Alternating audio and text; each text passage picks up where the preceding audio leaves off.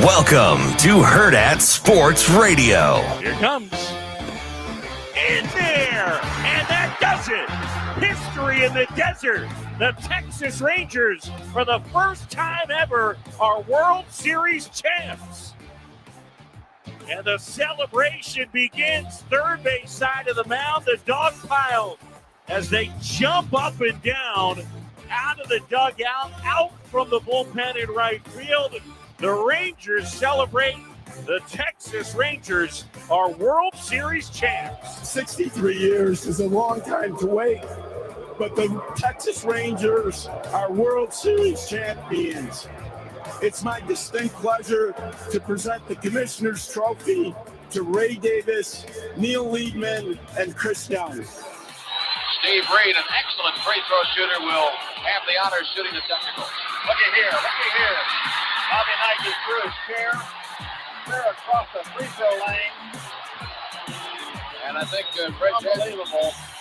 He picked up another tee. We only got two people that are going to tell you I'm not going to be here. One is our SID and the other is me. Who the hell told you I wasn't going to be here? I'd like to know. Do you have any idea who it was? Yeah, I do. Who?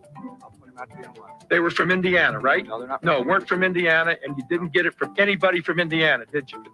No, I'll handle this the way I want to handle it now that I'm here. You it up to begin with. Now just sit there or leave. I don't give a what you do. Now, back to the game.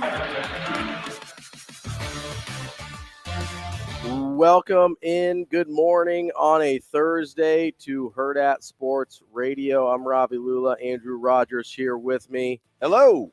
And we are live on AM 590 ESPN Omaha, ESPN Tri-Cities. I'm currently logging in so that we'll be live on YouTube. Oh, I'm live on YouTube and right Twitter now. as well. Yeah. There's no issue there. Andrew's got you covered. I put the comb over today. Yeah, Yeah, nice little comb over. Is that just feeling the comb over today? I was feeling the brush this morning. You know, normally I'm just like, hey, I'm gonna grab a hat, like make it easy on myself. I'm like, nah, I'll dice it up a little bit, change the look up. I wore a newish long sleeve that I got from your local store. They don't sponsor with our show, so they don't get a shout out. And until they do, you'll never know where I got this from. Yeah, I feel like I'm like all classed up for high school. Like this seems like I feel very high school today. Yeah, you're like taking class picture. Yeah. Just getting not really class picture, like just more like, I feel like this is what a high schooler would wear. Okay. There we go. We got Andrew dressed up as we're a couple days after Halloween. You'd have to dress up today. Yeah, that is true. Yeah. I'm just kind of feeling the education vibes today because we all know Bob Knight was a huge supporter of student athletes and the education off the court. We know Bob was uber successful when it came to coaching, but the off the court stuff kind of gets like lost in the mix. But if you really think about it, like he was one of those coaches that always had a top tier graduation rate for his teams. Yeah, so it's you mentioned off court stuff. The positive off the court stuff always gets lost, right? Like the negative off the court stuff we remember, and I mean rightfully so. Like Bob Knight's actually like a really unique person for me because he embodies, I think, what a lot of our lives are closer to than maybe we realize. Where I think complicated is a good word for his legacy because there was some stuff that he did that he definitely should not have done, right? Like that's like what? A lot of the hitting of people. Oh, you can't do that? And it goes back to like the 70s. It wasn't like he just became a crotchety old man. Like he's kind of always been like this. But I also a different time, a different world. Yeah, but he kept doing it into like the 2010s. Yeah, unfortunately, it what worked for him, right? And it was, and he's a complicated guy because obviously he has this part of his personality that he had a really hard time controlling, but he also has this part of his personality where he obviously deeply cared about his players, and the players love and adore him. Yes, yes, and he was obviously very good at what he did in terms of coaching basketball. Stylistically, it's not something I would have probably wanted to play for, but it obviously worked for a lot of people. And I do think he was, I think his demeanor overshadowed a lot of the positive things about his life and what he cared about and the people he cared about. Like I actually think he's a very similar figure to Bo Pelini. Like Bo, I wrote that down. Like he's obviously he was way more successful than Bo Pelini, right? But Bo Pelini at Nebraska at least was pretty darn successful, especially considering the rest of the last 20 years in Nebraska football history. But a lot of, and ultimately for both people, it was their demeanor that got them fired from the place and that's why I made the correlation. Yeah, and it's disappointing because I know for a fact that from people that know him know him well, that Bo Pelini is a very caring person, and like his players love him. Yeah, and his players love him, and he is.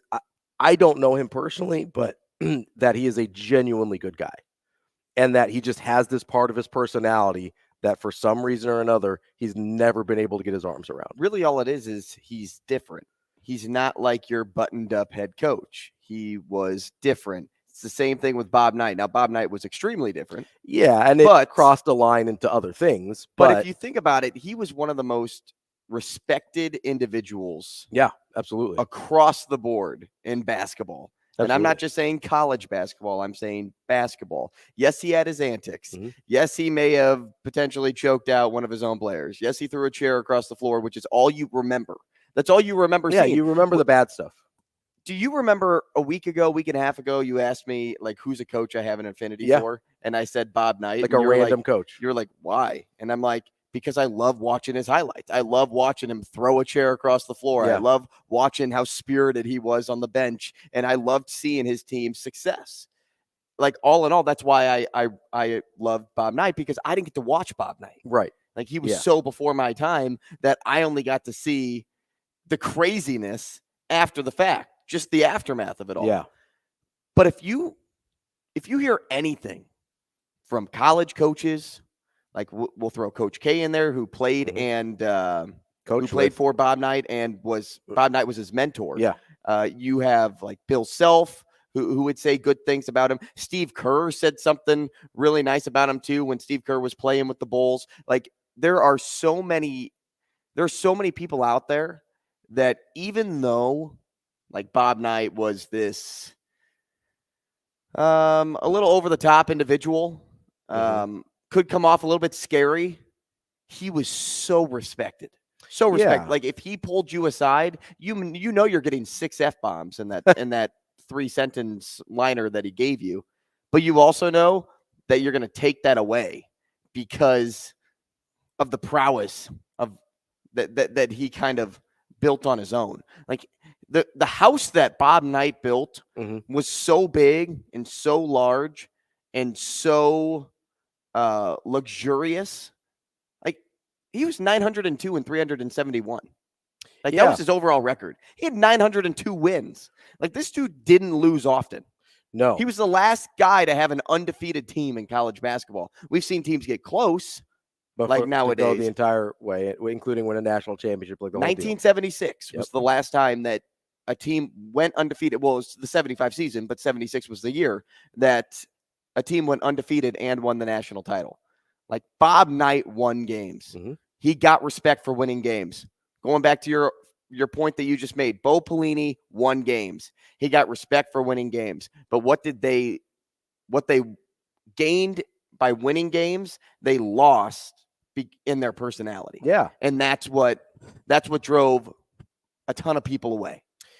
Yeah, which I understand the people that it drove away, and I also understand the people that respect him immensely. Honestly, the Bob Knight thing is, like I said, he's one of the most interesting characters, and I don't say that as a pejorative, just like as a personality throughout at least modern sports history because of that dynamic, right? Because of the fact that, you know, he almost seemed like he was two very different people depending on what kind of mood he was in. And maybe he was, right? Like it was but you mentioned the winning. The thing I saw yesterday that shocked me was I knew he had won 3 national titles. Obviously, we know about the undefeated team in '76, which we're going on 50 years now since somebody's done that. Like Carry the 2. almost. We're getting there. We're almost there. A few more years. We'll be at 50. Square root. Yeah. And the thing that shocked me that I read yesterday was 3 national titles, undefeated season, 900 wins, 1 NBA All-Star. That's the. Do you remember what he did in the Olympics when he coached the Olympic team? Yeah, that was with I think Jordan in '84. I think he was. Do you remember who he said? Yeah, my guy is starting over you. You remember who he said that to? No. Charles Barkley. Oh, that's right. That's right. John Stockton. Yeah. Like he kicked off NBA All-Stars on that team to have his guys that no one even knew that just won him a national title, right? Play in that spot. He the only NBA All-Star that ever played for him was Isaiah Thomas, which to win at that level, that consistently, and only have one like truly high-level player, had a bunch of guys that went on to play in the NBA, right? But look at North Carolina. All-stars on top of all-stars on top of all-stars. Duke, all-stars on top of, although less so than like a Carolina or Kansas, because a lot of Duke guys kind of flame out historically before the last like one and done stretch here. A lot of Duke guys flamed out in the NBA. But to look at all that success and have one NBA All-Star, first of all, I was stunned by that. And secondly, it goes to show you the level of teacher and coach he was. Like he was elite at the teaching of the game of basketball. There were a lot of things he didn't do as well. Press conferences was one of them, but hey, I thought those were great. If you weren't in the room, you think those are great. Yeah, if you're in the room, you're sweating a little bit before you ask your question. Yeah, if you're not in the room and you're watching it like 20 years later, like yeah, they're terrific. But I'd like to refer to this whole thing from start to finish as a real Mickey Mouse operation. But that'd be an insult to Mickey Mouse. And he obviously had his like quips and anecdotes like that'll probably live forever. The one that rings most true to me now is he's at I think he was being honored in Indiana. I think it was before he got fired, and basically said, when all this is said and done, I hope you bury me upside down so my critics can kiss my ass. That one went around a lot yesterday. Think they follow through? I probably not, if I had to guess. But he was obviously one of the defining figures of basketball, I think, in history. I think you'd have a hard time telling the story of basketball without Bob Knight. And maybe that's the biggest compliment you can pay him. I will say, and I tweeted this out last night, Bob Knight is the owner, in my opinion, of the biggest flex in like history, at least sports history. In 1984, between the Olympics, when he was coaching that Olympic team and Michael Jordan and all those guys you were talking about, and the NBA draft, he was telling anybody who would listen that he believed Michael Jordan was the greatest basketball player he had ever seen. Before Michael Jordan had played a single NBA game. And these GMs were like, yeah, we get that he's really good, but we need a center. That's why Sam Bowie got taken number 2. Hakeem Olajuwon, like, I don't have an argument with that pick. Like, Hakeem's great, and they wanted a center. Who's that? He's a little basketball player, played in Houston for a little while. Just a little guy? Yeah. Well, did he win like back-to-back MVPs? 6'9", 6'10", I think. So a little undersized for a center at the time. But and so he's telling these GMs that he's going around. He said, hey, you need to draft Michael Jordan. You need to draft Michael Jordan. And they're like, Bob, we need a center. And he's like, fine, play Jordan at center. Like his conviction that Michael Jordan was that dude was unwavering. And it probably is the take that's aged the best of any take of all time. So I always will respect him for that. And it kind of just goes to show you his like basketball IQ. Like listen, a lot of people thought Michael Jordan was going to be good, but at that point, he had already had a reputation as being like, he didn't have to say something like that. He wasn't a commentator, talking head person at that point. He was a basketball coach. This dude didn't play for him at Indiana. He was just like, no, that's the best basketball player I've ever seen. And you know what? That's just his eye for spotting talent. Yeah. And that goes back to your point of having one NBA All-Star on his team. Like he didn't need a team of the most talented to win a national title. Mhm. He just needed the right guys, the right fit. Who do we talk about having the right guys and the right fit with all the time? Little guy we like to call Coach Matt Rule. That down is in Lincoln. correct. Sometimes it's okay to not have the top 5 stars, whatever. And obviously there weren't like star rankings way back when. Right. But people knew who the best were at that time. Yeah. Where they were going, who they were playing with and for. But you don't always need that. All you need is the right program, the right chemistry, the right bodies in the room in order to reach a certain goal. And then a lot of that also falls on the coach in order to lead them to get to that point. Bob Knight will go down as like a great coach, one of the greatest of all time. There are some coaches, though, out there that are just pawns on a chessboard.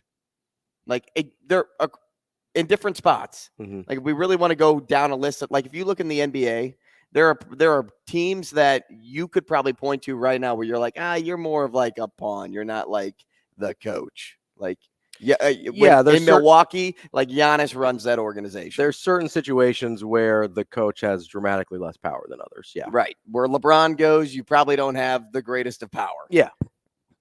But then you've got a lot of guys lose their jobs. A Popovich or a Kerr who actually run those organizations, or Spoelstra in Miami. Yeah, like Spoelstra's a great example. You have really good coaches that are going to go down as great coaches, and then you have other ones that are just pawns. Yeah, they're like kind Bob of Knight placeholders. Will always sit in the greatest of coaches. Yeah, he always will sit there with Coach K, with Coach Calipari.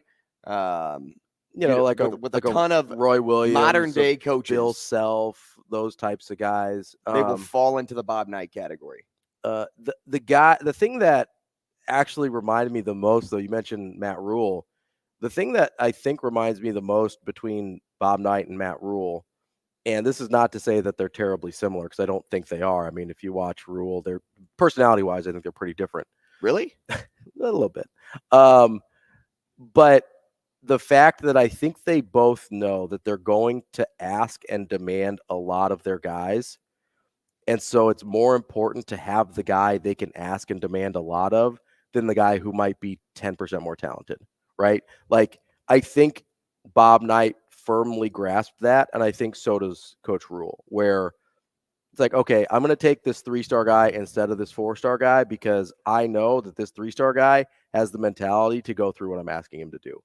And if the 4-star guy had it too, like, yeah, obviously you take the more talented version of that, but he's willing to sacrifice, I think, some top-end talent in order to have the guy that he is confident can. You sacrifice talent for fit.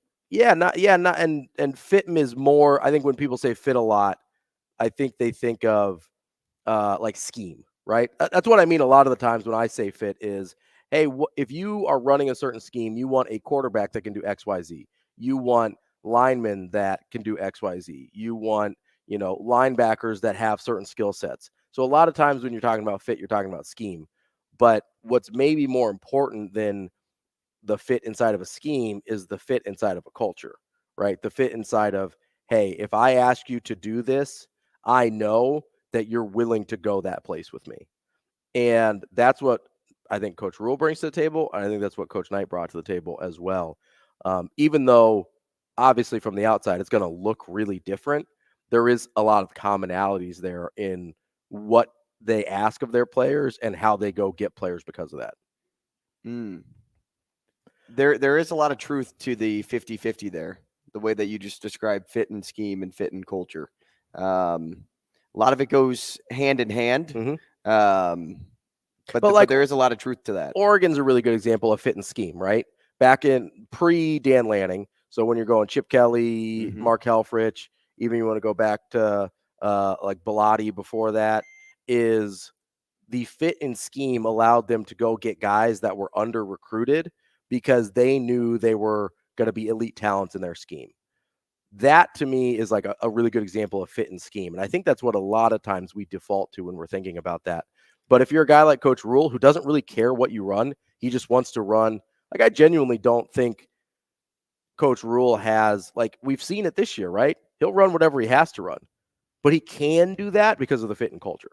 Well, and I think fit and culture is kind of what we think most about, though, with Coach Rule. We don't really think of fit and scheme. Absolutely. Even in the offseason, we thought when we used the term fit, it was fit and culture. Yes. Maybe other places like fit and scheme make more sense. And I think even here before Coach Rule, like I think before Coach Rule got here, yeah, we talked about fit in terms of like, you kind of have to like understand Nebraska and understand this is sort of a different place. But a lot of times, I know for me specifically, part of the thing that I had an issue with Coach Frost was like, hey, I don't really feel like they've established an identity. So it's really hard to find guys that fit if you don't know who you are, right? But that's true of not just scheme. That's also true of identity. If you don't know or that's also true of culture. If you don't have the identity of the culture that you want to be, you can't find fit guys because you're just kind of throwing darts, right? You're guessing. And that's something that Coach Knight never did, was guess. Speaking of Knight, can you remind me, or at least tell me, and I have the answer, but I want to know if you know it, why he was fired at Indiana? Like what they actually got him on. Not like everything that built up to it. Sure. What was the moment that they said, yeah, you're done? Yeah, I am trying to remember. And it's honestly, I don't remember if the exact moment. I remember it feeling at the time, because this was 2000, right? He got fired in 2000, I believe. Mm-hmm. And that is absolutely correct. I remember, I was 12, 13 years old, so I had an awareness of what was happening. And I don't remember what the exact thing was. I just remember it feeling like, they've been trying to pin something on him for a while. So in 2000, Coach Knight was forced out of Indiana for violating a zero-tolerance behavior policy, which is kind of funny because it seemed like a lot of the things he was doing could have fallen under that zero-tolerance policy, by grabbing the arm of a freshman student whom he said greeted him by his last name. Just Knight? I don't know if it was just Knight. I don't know if he said Coach Knight, but can you imagine getting mad for somebody calling you by your last name, especially like an old head? Like when you think about respect, like respecting your elders, you would think saying their last name, Mr. Knight, or unless he said, hey, Knight in shining armor or something like that. Or if he just called him Knight and he's like, hey, it's Coach Knight, something like that. I thought he had grabbed someone. It's Coach Knight to you. Yeah, I thought he had like grabbed someone either by the. I thought he had grabbed him by like the collar or something. That's a different incident of the many. But real quick before we hop into the next segment here, my favorite Bob Knight memory randomly is actually from Texas Tech. ESPN had a reality show where he was letting a walk-on on the team, and they like followed this process of the tryouts, and it was actually the most I ever respected Bob Knight, because you got to see way more of him coaching than you ever had before, and not just the antics. And it was actually kind of an incredible, like, especially in the early 2000s, like a really incredible sort of TV moment. Why do you fall in love with athletes? Because there's documentaries on them and you get their lives in your hands. Absolutely. We will be back.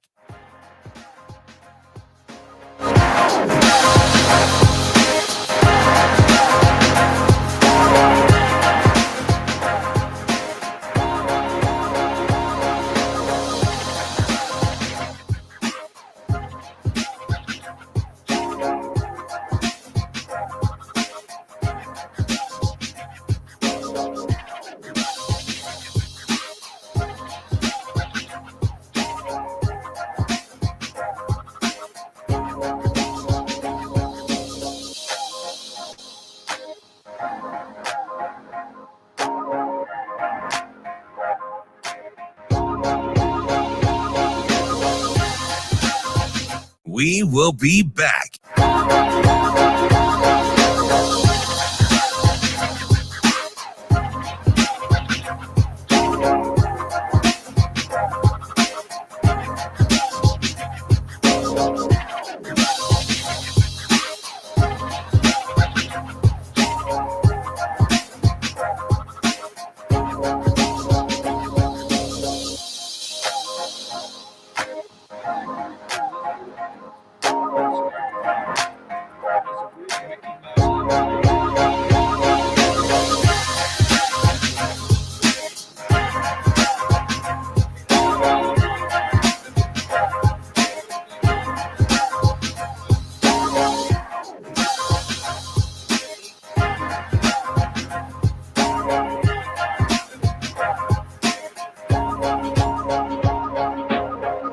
We will be back.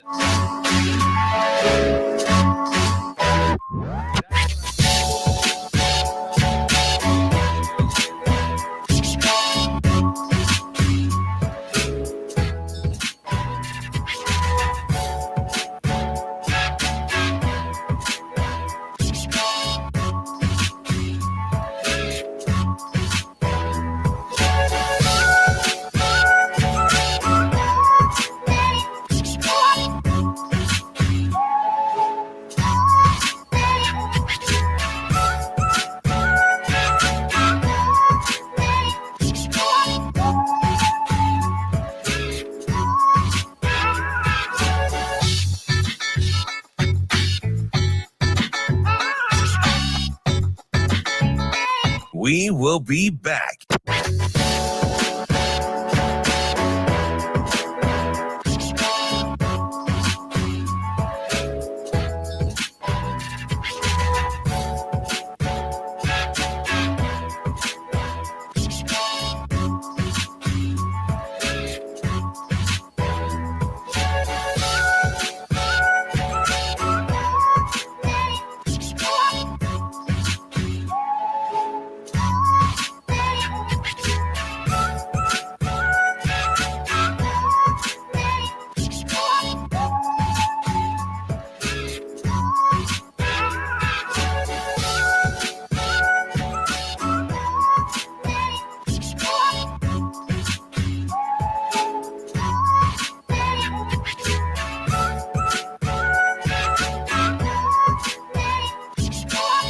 We will be back.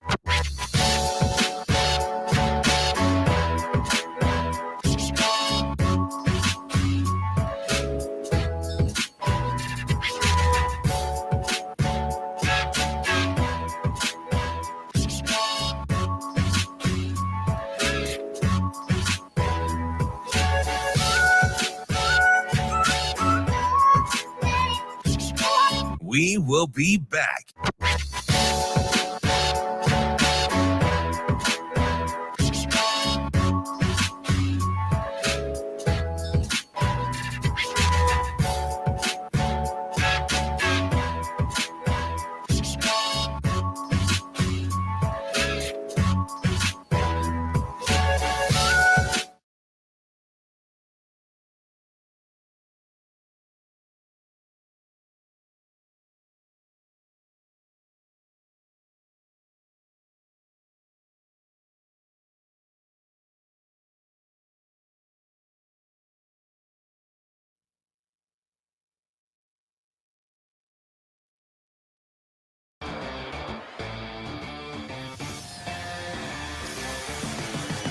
You're listening to Hurrdat Sports Radio. I like to refer to this whole thing from start to finish as a real Mickey Mouse operation. But that'd be an insult to Mickey Mouse. I'll paraphrase Churchill a little bit when he talked about the Battle of Britain. Never have so many thought they knew so much and actually knew so little. I don't think I would ever qualify as a biblical scholar. I mean, that's what I get paid to do. No motivational device I've ever come across is as good as this.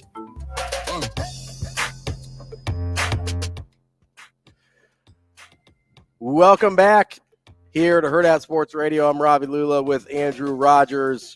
We are live on AM 590 ESPN Omaha, ESPN Tri-Cities, Twitter, and YouTube. I finally got myself in the stream, guys. Don't worry about it. Hello to all our friends in the stream. Hey, welcome. Appreciate you guys listening along. Let's set up the show real quick so I don't forget. Why? Coming up, well, you know, I like to tell people what's going on. Oh, really? Coming up here at 8 o'clock, John Fanta. He covers college basketball on Fox as well as the Field of 68. Super excited to talk to John this morning as, man, we are not that far away from college basketball starting. Creighton's got their exhibition tomorrow, and then they kick off their season on Tuesday. On a Tuesday. I'm happy you told me John Fanta's on at 8 o'clock. I don't think I would have known otherwise. Yeah, see, thank goodness you're setting up the show. We got to let the people know. 8:45, we're going to try and win you some money with our guy Brian Edwards at Vegas Insider. And then at 9 o'clock, we will talk to our good friend Michael Bruntz of Husker 24/7, and then we'll wrap up the show with a little Hurrdat Hot Seat today. Yeah, can't wait. Going back to what you were saying going into the break, because you said Texas Tech was like your favorite story. It was a walk-on moment. ESPN did this reality show where he literally let walk-ons on the team, and they were on the team the whole year. I was trying to speed through what I meant, though, by documentaries and why people love, like nowadays, love getting involved in people's lives. Like, you have the Captain documentary with Jeter. I just started watching Vic's documentary. Oh, I haven't seen that one on yet. Espen. You have I just watched obviously the Beckham Last one. Dance. Yeah. You're watching the Beckham one. You get all of these things where you're like doing a deep dive into that person's life, and you kind of feel like a part of it now. And that's why you were saying you like Coach Knight, because you got to see more of his actual coaching and more of his personality. How he personality and winning process, though. And then that probably gave you a lot of respect for him too, based on what you know about him on paper. You got to see it in real life. And that the reason I bring that up too is we live in a society where everybody wants to be nosy in each other's business, in each other's lives, because of social media, because Facebook, Instagram, whatever. You see photos posted, videos posted. Ravi's at a wedding last weekend. Shane's doing a backflip. Like, there are things that you're just like, wow, like that. I just kind of liked experiencing that moment with you. And so documentaries kind of make us feel like it's social media on the TV. It's a social media long form story. Yeah. And that's why as people, as sports fans, as fans of just either a game, a person, or a literal team, that's why you get that feeling, that butterfly-ish feeling in your stomach, where you're just like, wow, like I'm one in this moment. Yeah, it's connection, right? We want to feel connected through social media. We want to feel. It's why we love GBR Rewind. Yeah, because we feel connected at Nebraska to Coach Rule and the team in a way that we wouldn't otherwise. Social media allows us to feel connected to, people we went to high school with, people we went to college with, or maybe people we don't stay in touch with as much as we used to. We feel connected to them in a way that we wouldn't otherwise. That same thing with documentaries. Like, the reason I like The Last Dance is it's the most human I have ever seen Michael Jordan. That is the most honest, least buttoned up that I've ever seen Michael Jordan. And I loved that. And I love Michael Jordan. I've always loved Michael Jordan. But to see him as an actual human being for the first time was incredible. Like, that was so valuable to me, because it's like, because there's been times, especially, he had the Hall of Fame speech, which was kind of like, this guy's kind of seems like a bitter old man a little bit. And to actually see him like human and a person that I'm like, yeah, I actually like that guy, not just the basketball player, was really, really cool. And that's what I got out of that documentary with Bob Knight, because especially at that age, right? Because that was 2000 is when he got fired from Indiana. I think this happened in 2002, 2003. It was one of his first years in Indiana. At Texas Tech. So you're talking like a pre-social media world. So you're not seeing videos like the GBR Rewind stuff of Bob Knight at Indiana or Texas Tech. You don't know a whole lot about him except for, hey, he's won a lot of basketball games and he's a little crazy, right? Like, that's all you really knew about this guy. And so to get more information about him as a person, who he actually was as a coach, and because I had a really hard time understanding before that why players liked him. I was like, I wouldn't like this guy. He's yelling at people all the time. He's grabbing people by the collar. He's pushing people around. I don't want to deal with that. And to be honest, that's probably still not the kind of coach I gravitate to. But at least after I saw the documentary, I understood why. I understood there was more to him. And so I love sports documentaries for that purpose. And man, you mentioned that GBR Rewind. The clip of him in the locker room, the one circling social media right now, was powerful.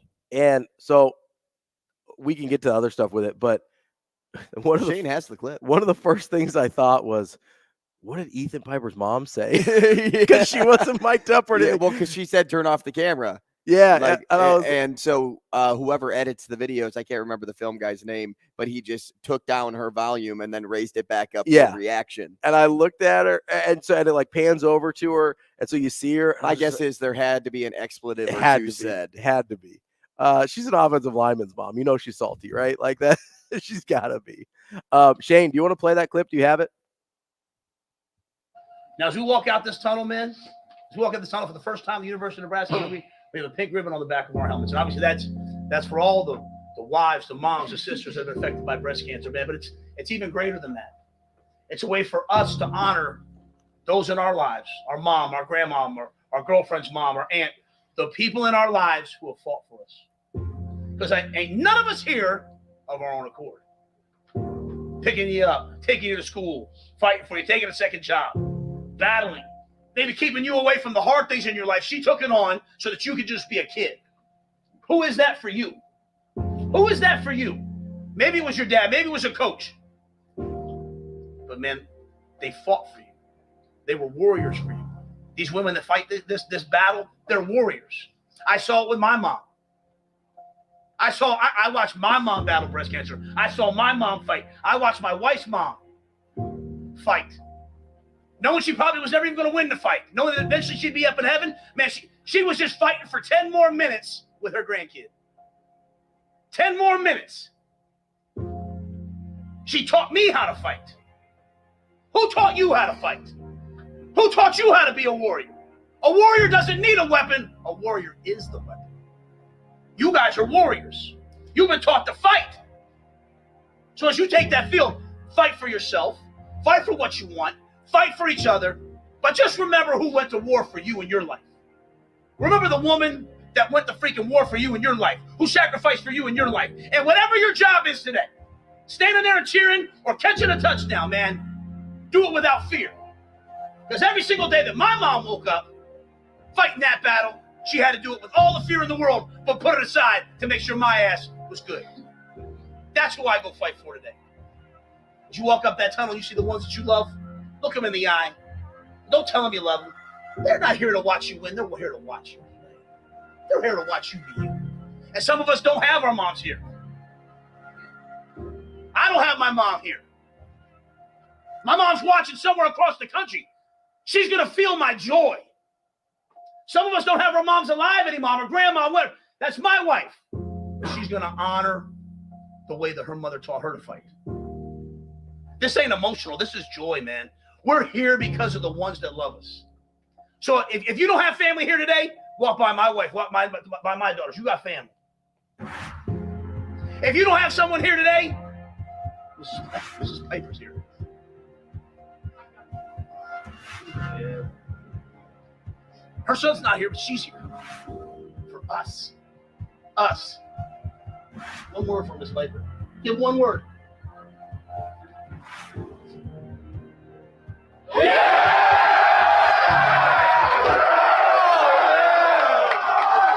She said tacos after the game for everybody if they win. I'll say orange slices are in the car, kids.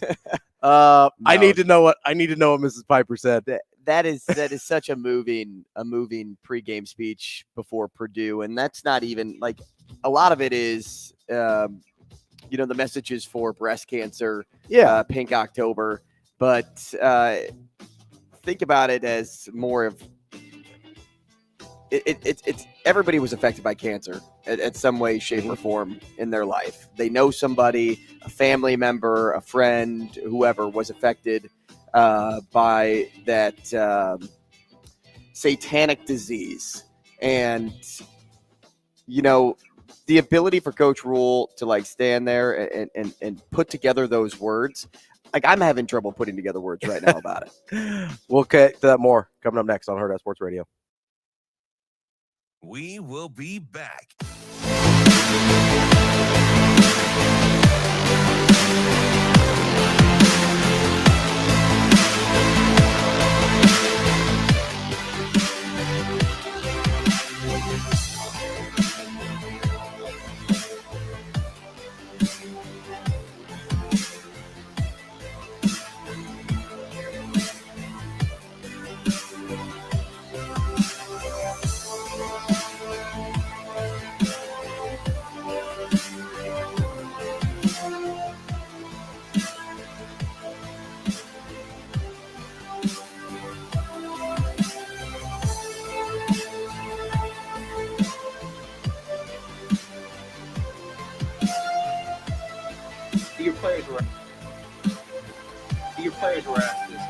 they fear you at times.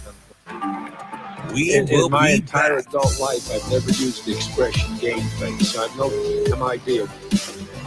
But again, before you interrupted me, you have a real faculty for doing this. Thank you. No, I don't think it's anything to really be too proud of myself.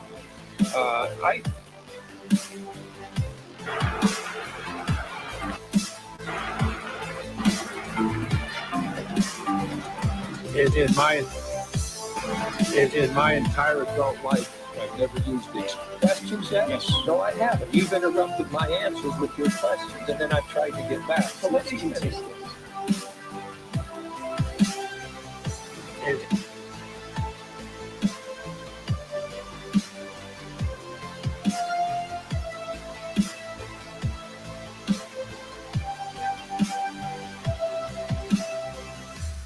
We will be back.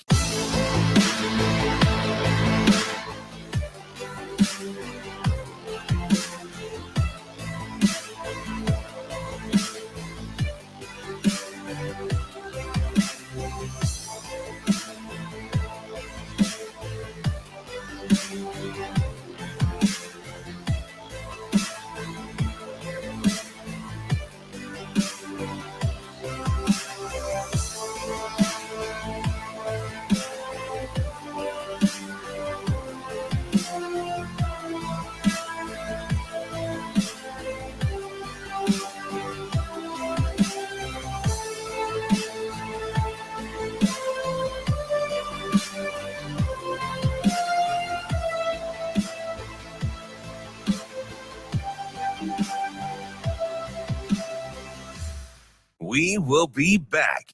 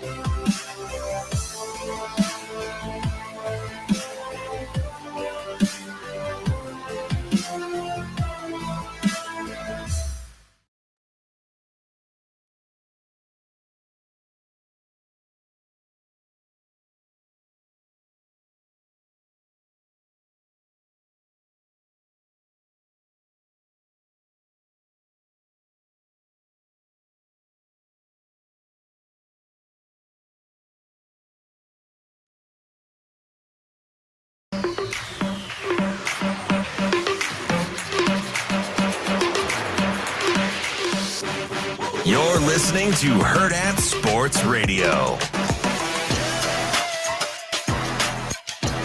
Wrapping up hour number one here on Hurrdat Sports Radio. I'm Ravi Lulla with Andrew Rogers. We are brought to you by our friends at Dingman's Collision Center. They've got 4 great Omaha area locations.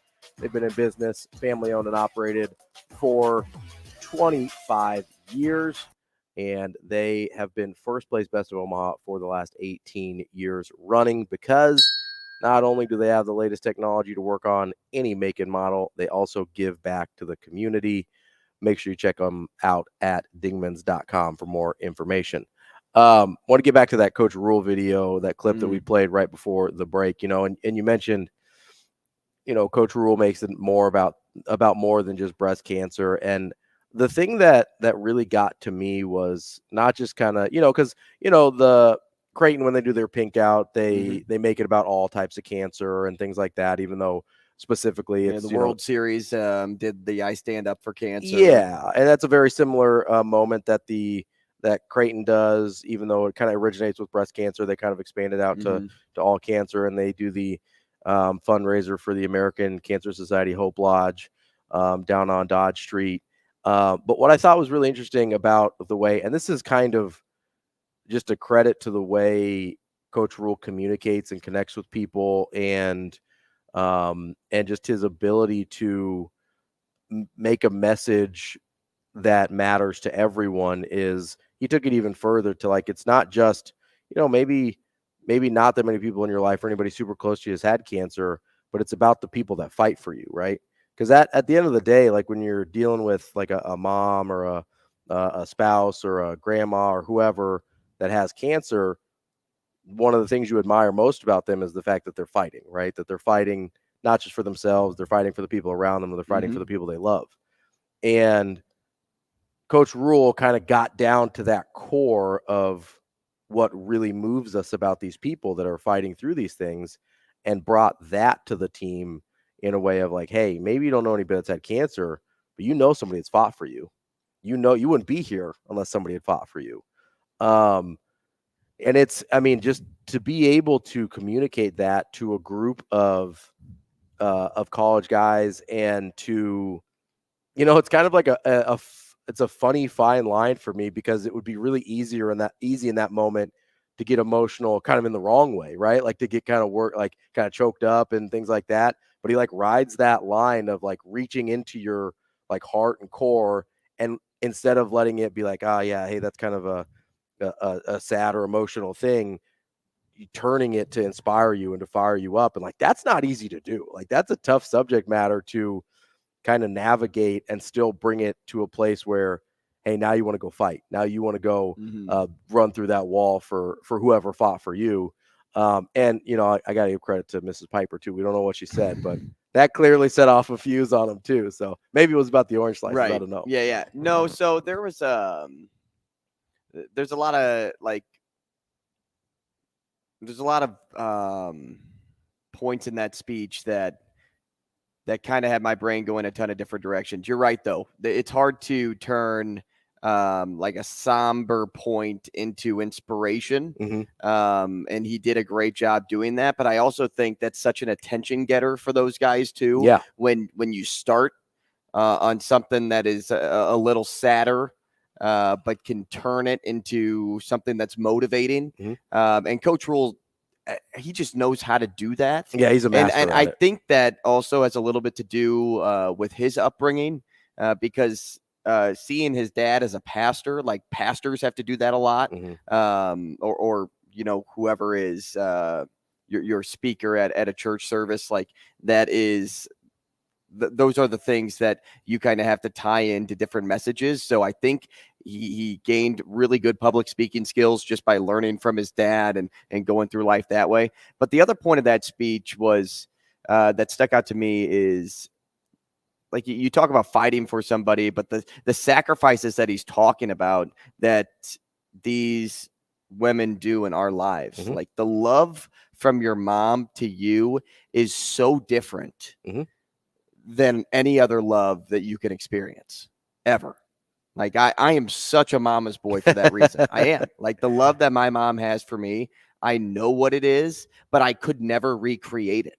Sure. As a guy, I could not recreate a woman's love because it's just there were two different personalities. And I talk about that with Ashley all the time on how like the nurturing side of things goes so much more to the women in our lives than it does for me, because I'm just not good at that. And I actually think guys themselves aren't good at that, but women are so good, which that's when he talks about with sacrifice. Like my mom puts love over anything else in her life, over anything, the love of her kids, the love of God, the love of her husband. Love supersedes everything in her life.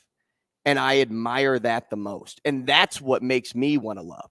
Sure. Right. Yeah. That's what gave me, you know, every ability to, when I am treating a girl through, like when I'm dating girls in high school, like how I treat people, like same thing in college. Like I was never the type of guy that would just like go off and mess around and do things, because like that's not the love that was taught to me.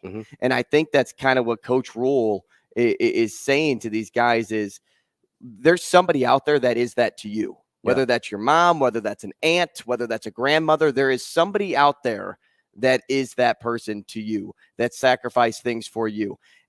And he's using that point and can apply it to a ton of different backgrounds, to a ton of different demographics, because guys are picked up from all over the country. You don't know what their life was like before they got to Nebraska. But when you get to Nebraska, you're all brothers, and maybe you find out about it, maybe you don't, but you just know that everybody has a different background, and that love that is sparked from somebody in your personal life, like that's who you go out and fight for on the field every day. And that's what he's referring to. It doesn't have to be even about breast cancer in that moment. Yeah. It's just about love. Yeah. And that to me is the impressive kind of part about the leap that he took from, hey, yeah, we've got the pink ribbon on our helmets, and that's where this starts, but that's not where it finishes. Right. And yeah, I think there's I know for me personally, and for a lot of people, whether it's your mom, whether it's both your parents, like I didn't realize until I was a lot older the sacrifices that were made on my behalf, right? Because a lot of times when you're a kid, you just don't get it, right? You just think, oh, that's what parents do or whatever. And then you meet people who that's not what their parents did. Like that's where that's really like some parents are both working. Yeah. One parent's a stay-at-home mom. Well, and not even just that, but like there's some people just don't have good family lives, right? Some people have a tough relationship with their parents. And I don't think I realized how much my parents sacrificed for my benefit until I met some of those people in my life where it's like, oh, their parents didn't do that. Their parents didn't have that. They didn't have that same relationship with their parents. And that's kind of where I appreciated it even more, because it was like, okay, not only did they sacrifice those things for me, but they never would have let me know. Like they never would have even hinted that it was a sacrifice because of that love that you're talking about. Like my mom, when I was a kid, when I got diagnosed with diabetes, I was 7 years old. My doctor was like insistent that I test my blood sugar in the middle of the night to make sure I was okay, because that's kind of a dangerous time for diabetics, because you're not monitoring anything, right? This is before continuous glucose monitors and stuff came out where you could monitor your blood sugar 24/7. So for years, my mom would wake up at 3 o'clock in the morning. She'd set an alarm, wake up at 3 o'clock in the morning, come in, test my blood sugar without ever waking me up, test my blood sugar. If it was okay, she'd go back to sleep, leave me alone. If I needed something, if I needed a shot or if I needed some food or whatever, that's the only time she would wake me up. Is if she had to give me a shot, she'd give me the shot without waking me up. That's crazy. The only time she woke me up is when I needed food and I had to eat, and she couldn't physically feed me while I was asleep still, right? Like she did that for years. I can't imagine waking up in the middle of the night for years to do something like that, and she never has brought it up. The only reason I know it happened is because I remember the handful of times where I had to wake up and eat something in the middle of the night because my blood sugar was low. It's like, has never brought it up. It's never been a thing. And I think back on it, I was like, that must have been miserable. And that's how I know too, that when you become a parent, it's a different kind of love. Because it starts when you're a baby, because you're doing all of that stuff, right? Yeah. You have to get up in the middle of the night to tend to your baby. Yeah, but the fact that she made that such a point for you to do, or for her to do for you, and not even disrupt you in that moment either. I mean, it's just being a good parent. She's just a really good parent for doing that. It would have been really easy and really reasonable for her to just make sure I was up and make sure I tested and do so I could do these things for myself, right? And eventually I did as I got older. But as I was like 7, 8, 9, 10 years old, those first few years that I was diagnosed, she did it every day. And like it's stuff like that when Coach Rule's having this speech about like, think about the people that have fought for you, think about the women that have fought for you to get you to where you are here today. Like, my mom is where I learned how to fight. My mom is where I learned how to love. My dad's where I learned how to work hard. My dad's where I learned how, not that my mom didn't work hard too, but like that was one of the examples that my dad set. And, showing people you love them through how you work for them and things like that as well. But like Coach Rule said, like that's where I learned how to fight. Because I was like, if my mom's willing to fight for me in that moment, then I've got to be willing to fight for myself as well. Yeah, it's going to be a shame if they stop doing pregame speech stuff, halftime speech stuff like this in Lincoln. I know Coach Rule doesn't want to continue it after this season. He's got to continue. He's got it. These videos have to keep going. Please give us little snippets. Well, and not only that, like there are people across the country now recognizing this. Like RG3 retweeted that video yesterday. Like these are things that it's such a recruiting tool for one, but also just it puts good spotlight on Nebraska. People want this. You got to keep doing it. For the love of God, tell us what Mrs. Piper said. We will be back.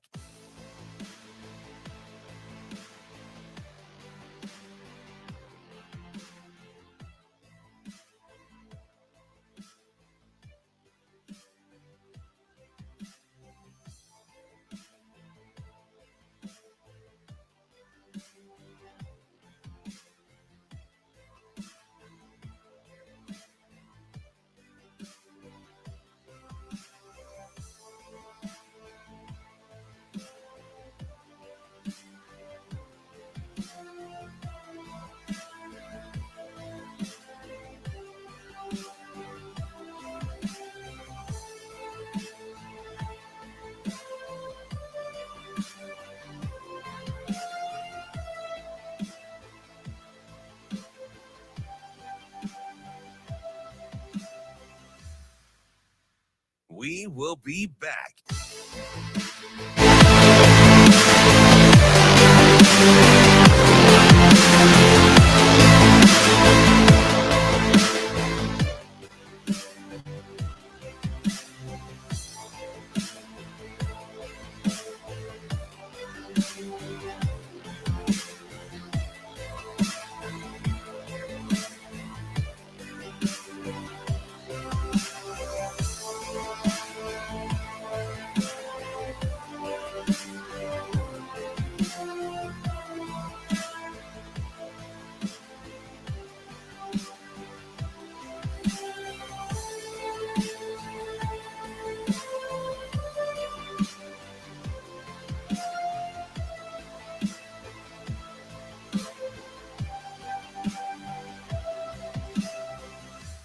We will be back.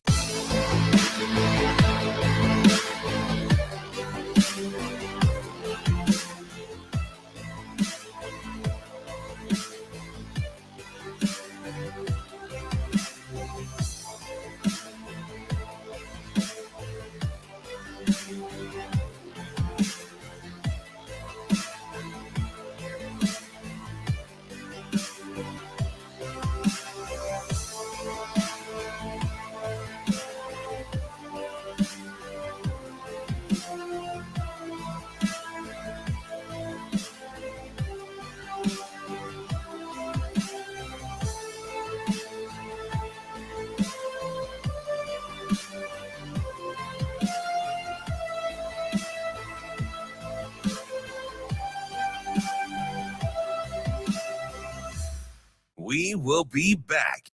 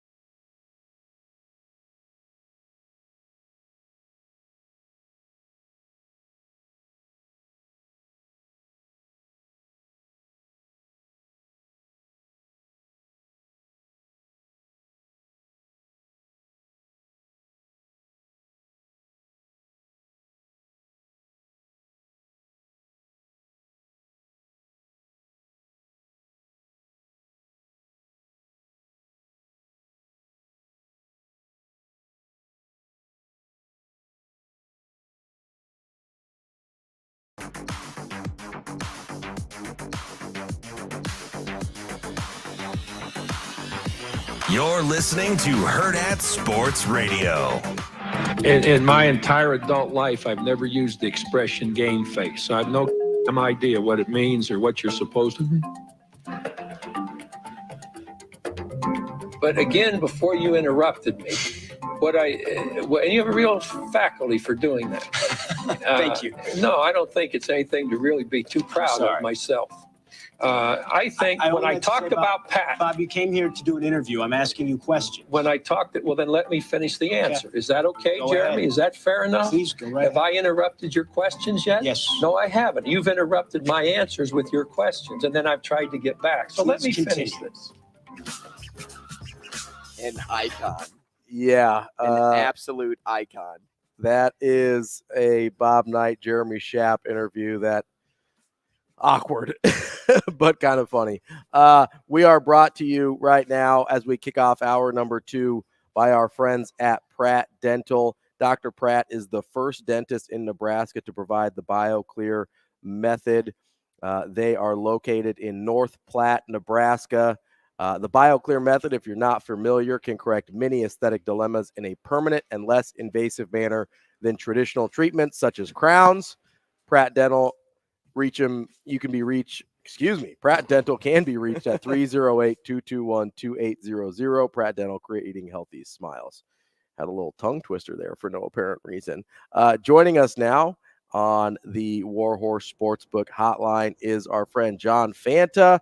He covers college basketball on Fox as well as the Field of 68. John, how are you this morning? I am doing great, guys. It's great to see you. This means that the season is about to begin. We are 4 days away, 5 nights away from the season opener over in Omaha for the Creighton Blue Jays, and the Huskers opening up next week as well. But gentlemen, we're just 4 for others 5 nights away from college basketball starting. So to answer your question, I'm doing fantastic. Hey, John, how many hotels are you prepared to stay in this season? Because it seems like you're already in one right now. So I'll tell you what. I can't tell you. I don't know how much I annoy front desks, but I have a confession to make. I always ask for a blanket. Always ask for a blanket. Yes, because in the 6 to 9 hours that I'm in the hotel room during this time of year, I'm a bear in hibernation. Why don't you bring your own blanket? Why do you trust the hotel blanket? I don't know about that. I don't know. You bring your own blanket. I just think that's too much going on. I'm not going camping. You got to travel light, John. You got to travel light. Not going. That's right. That's right. You try hunting. Yeah, exactly. Right. How many hotels do I stay in? Wow. I don't know. I mean, to answer your question, Andrew, I really don't. I don't know the answer to that. I'll tell you, in my visits to Nebraska, the hotel scene is good. All right. It's strong. I particularly the downtown Omaha scene is strong. That Marriott is, not to do free promotion. It's really good. And there's another property in downtown that's newer that I stayed in a couple years ago. It's really, really nice. So I like hitting. The nice thing about a lot of what I do. I mean, you guys know I cover a lot of the Big East. Mm-hmm. I say this to people all the time. What's great about that league? It's not a fly and drive league. Mm-hmm. It's a fly to a city and stay in the city league. You don't have to go outside of a town. So I'm okay with the hotel seat. I was going to say, John, Big East is one of the only college conferences in the country where you're not dealing. I mean, like, I know we've heard nightmare stories about trying to get to like State College, Pennsylvania and places like that. I mean, the Big East, you're talking Omaha might be the smallest city. I think Omaha, is the smallest city in the Big East, pretty close to it. Yeah, I would say it's, but you know what? Omaha is not, I don't look at it that way. Sure. Yeah. At all. I mean, great restaurant scene, great, like elite bar scene. I think Omaha, I think the world of Omaha. I mean, it's an awesome area. And, I'd be lying to you guys if I said I haven't tried my chances at the local slots. Me too. And other gaming. So if you're a fan and you're ever if you're ever hanging out and you see me at a casino, feel free. Let's play. Let's win together. But here's what's that? I said, say less. Yeah, I'm all in for that. But I'll tell you what, Omaha, it's a great city, and many a night at the Crescent Moon for me. Well, John, my wife works in the restaurant industry in Omaha, so we might have to go explore the restaurant scene together in Omaha next time you're in town. Yeah, that's what I'm talking about, Robbie. That's going to happen. Mark it down. I'm all in to join you. And now, John, before we get into college basketball questions, and of course we want to get deep into the Big East, I want to start here because we let off the show with it. I feel like most, sports shows across the country, afternoon shows yesterday, all hit on Bob Knight, one of the greatest and most well-known college basketball coaches all time. On and off the court, though, John, how would you describe Bob Knight's legacy? Well, let's start with on the court and who he was as a winner. And that's where you have to start, because 902 victories, 6th all-time in college basketball history, 3 national championships at Indiana. Now, let's paint it for what it is. The reason why Indiana is ever brought up as one of the main brands in college basketball is Bob Knight. When you think of people synonymous with a program, Bob Knight is in a class of his own with where he stands in Indiana basketball history. And you know why I say that? Because his life was very controversial. His legacy is very controversial. The fact is, he let his anger get to him at times that ended up costing him from having an even larger legacy. It's amazing when you think about the fact that this is a man who was removed from his job at Indiana for doing some things with a player that you simply can't do as a coach. You can't physically contact your players, and a student on the campus of the university. And that was able to be mended, but the school was approving and okay with him coming back as much as he did after that fact, once the quote unquote dust cleared. And that last night, when tributes are pouring in for him, as journalists or as broadcasters, as reporters, we have to talk about the tough stuff. But I would think that my takeaway from last night is, at the end of the day, whether you loved Bob or whether you didn't like Bob, what you could say about Bob is that his basketball knowledge and will to win was a standard setter in a sport that is rich with them. Bob Knight is one of the absolute greatest winners, and at the same time, one of the most intimidating figures in sports history. For him particularly, it's in that intimidation that he willed his teams to win. We're talking with John Fanta, covers college basketball on Fox as well as the Field of 68. Really good stuff there about Bob Knight. Let's move on to the Big East here. That's kind of where we live, obviously.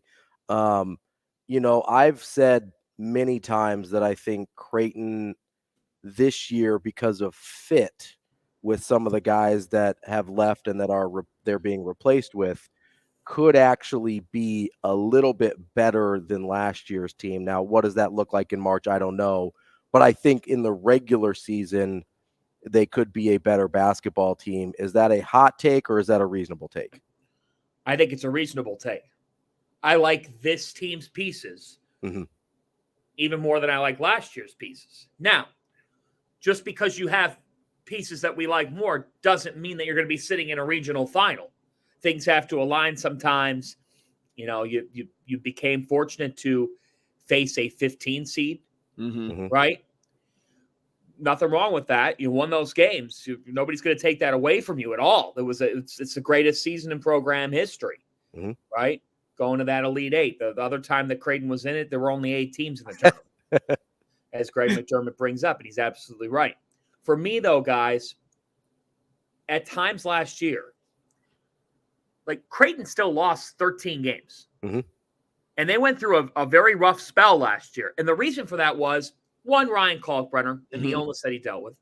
But the other one is they weren't moving the ball because guys were out to get theirs.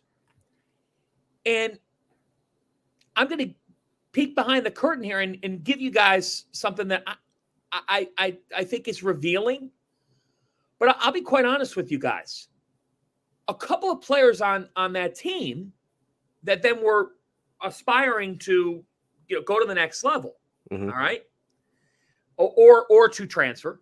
And we know who those kids are, and they leave a legacy at Creighton. I'm not going to take away anything from them, all right?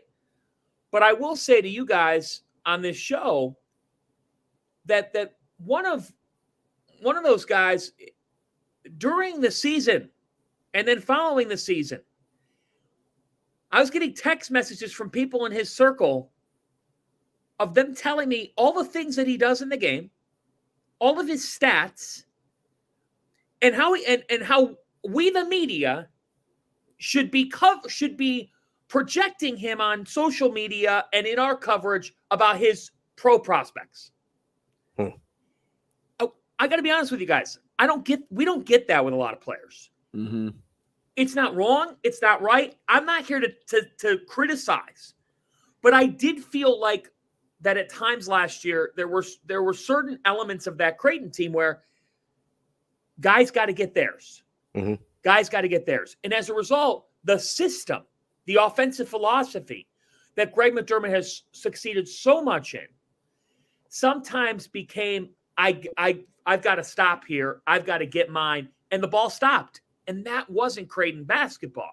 So that team was great. That team ended up being great. But this team's not losing 13 games. They are not. They are not, because Stephen Ashworth, a 23-year-old point guard from Utah State, comes in and understands his role of setting up the players around him while also contributing a lot. But when you have Baylor Shireman and Trey Alexander, two of the best shot makers in college basketball, you got to get them the ball. Yeah. Couldn't agree more. I could not agree more. John, it's funny you tell that story about, a player's people around them messaging you and stuff like that, because I have a feeling it's the same player that slid in my DMs last year as well. So I'm right there with you and can corroborate the strangeness of some of the things going on last year. But you mentioned Stephen Ashworth. I think one of the things, just from a pure basketball standpoint, that I like the most about the change from Ryan Nembhard to Stephen Ashworth, you mentioned getting Baylor Shireman and Trey Alexander the ball. Do you think, and you mentioned the ball stopping, do you think the fact that Ashworth is a much better pure shooter than Nembhard allows the ball to be in Shireman and Trey Alexander's hands a little bit more? Because Shireman was a true point guard at SDSU, and Trey Alexander probably needs to show some point guard skills for the next level. How much do you think that makes them more difficult to defend? Because instead of having Ryan Nembhard having the ball 90% of the time, you've got 3 different guys that you have to worry about in that sense. That's exactly it. And Ashworth does shoot the basketball at a high level. And as a result, you're exactly right. You've got to account. It's really hard for an opposing defense because you're going to have to pick your poison a little bit. You're talking about 3 guys that are going to shoot 40% or better from 3. So you've got to hope one of them's having an off night and almost pick that person. As much as a team on offense picks a hot hand, you have to identify who you're willing to bet on that could have a cold hand on a given night. But to me, Greg McDermott made a really interesting point last week at Big East Media Day, that Stephen Ashworth understands that when he gives up the ball, he might not get it back. That's a really interesting quote from a coach, because everybody in 2023 wants the ball. Everybody wants the ball. And Ashworth knows who's around him, and he doesn't take it personally. But you're right. I mean, the fact that they could, if they want to get creative, that Trey Alexander, he can handle it. He's an NBA player. He's going to be an NBA player, and he's only gotten better. The way that the staff talks about his work rate and his toughness and the way he's evolved, those are things that stand out. He's not the same guy as last year, which was already a really good player. So that's what makes them more dangerous is Nembhard, sometimes his shots would come and go. There's no denying what kind of a lead ball handler he was and the leadership that he provided. And he'll provide that for Mark Few and Gonzaga. But to me, Stephen Ashworth is a guy he's cut from the same cloth as Mitch Ballock. Yep. With his demeanor, with his fit. Sometimes there are transfers. And I'll say sometimes it's actually rare that you say about a transfer that's 23. Oh my gosh, has he been with this program for 5 years? But Ashworth is like that for this team. He feels like a Creighton guy. He feels like a Creighton guy, and Nembhard did too. Yeah. But to me, I think that these pieces are going to fit into place better. And the thing is, guys, at the end of the day, when you have a rim protector and a negator from 15 feet and in, that wins a lot of games for you. Ryan Kalkbrenner doesn't even get discussed enough nationally, and he's getting discussed more. But that guy is as good as any big in America. A difference maker, 100%. You made me laugh yesterday too, John, because I can't remember which show it was, but T.O. claimed the ACC was the second best conference in college basketball, and it seemed like that hit you personally. Well, he was just wrong. That was a violation. I just, my God, I'd like to think that was a preview of Thanksgiving tables in America in 3 weeks, but I couldn't take it. I could not take it. I wasn't good. Here's the deal. If you're saying that you think the ACC is going to be better than people expect, I'm not going to sit here and disagree with you. I think North Carolina will have a redemption season with Armando Bacot back. I think Virginia's getting undervalued heading into this season. I actually think Virginia Tech is a team that's going to surprise. I think Syracuse will be better with Judah Mintz and J.J. Starling, who transferred in. So I'm like, I don't mind the idea that the ACC could be better than people think because we put them down so bad as the outsiders, as the people who cover the sport in recent years, because they deserved it. Yeah. But if part of your argument is the Big East is overrated, what on earth are you discussing? I mean, that to me is absurdity. I'm going to tell it like it is. If a league's not very good, I'll tell you the Big East is poised for an okay year. You guys have had me on. We're going to tell it like it is. Outside of DePaul, who still is at the bottom and is firmly at the bottom, I don't think there's no bad team in this league. And we're saying bad. When I say bad, I'm saying like sub 120. I think every other team in this league is capable of a really good night to great night. And St. John's, for the longest time, has been the wild card. I don't mean to be I would be very, very candid here. I made this reference, okay? In the last 10 years before this, St. John's basketball has been like having an alcoholic drive you home. Why on earth? You don't know where you first off, you should never have that happen. And secondly, you don't know where the car's going. Yeah. Okay. You don't know where we've had no idea. It's a risky. It's been a program. You cannot bet on anything they're going to do. You have no idea what they're going to do. Well, they finally switched out and said, we got to get this right. Guys, they lost an exhibition game this past weekend. They were missing over half their team. Rick Pitino is going to win at St. John's. he makes them more competent than they've been in the last 10 years. Creighton now has to, when they go out to St. John's, it's no longer, Creighton, they'll probably win that game. It's more, God, that's going to be a challenging game. Mm-hmm. You haven't been saying that before with St. John's. And he overhauled the roster. Jordan Dingle, Joel Soriano are going to shine. Marquette's one of the best teams in the country. Creighton's one of the best teams in the country. UConn's still one of the best teams in the country. And they're the reigning national champions. And I don't feel like, we're talking about Marquette and Creighton first in the Big East, and rightly so, but they're the reigning national champions. Villanova crushed it in the transfer portal. Mm-hmm. That team, to me, if they fail, there's got to be serious questions asked of the head coach. Mm-hmm. Providence has Bryce Hopkins and Devin Carter. Those are 2 all-league players. The question is, can Kim English weave it together?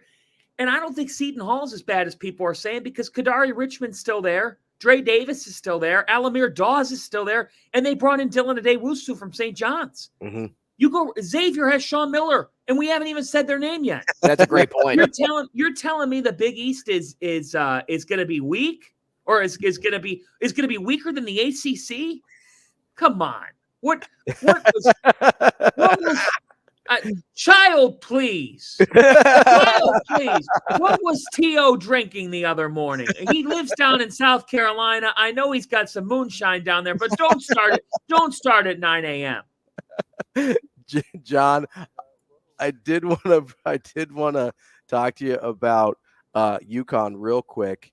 I mean, we could probably go like another hour with you, but we won't do that. I wish. I know. I want to talk about UConn because, as you mentioned, they are a little bit of an afterthought after Marquette and Creighton this year, but they are the defending national champion. They have pieces that a lot of people like, but they do lose key pieces from last year's national championship team. What are your expectations for them in being able to replace like a Sonogo and a Hawkins?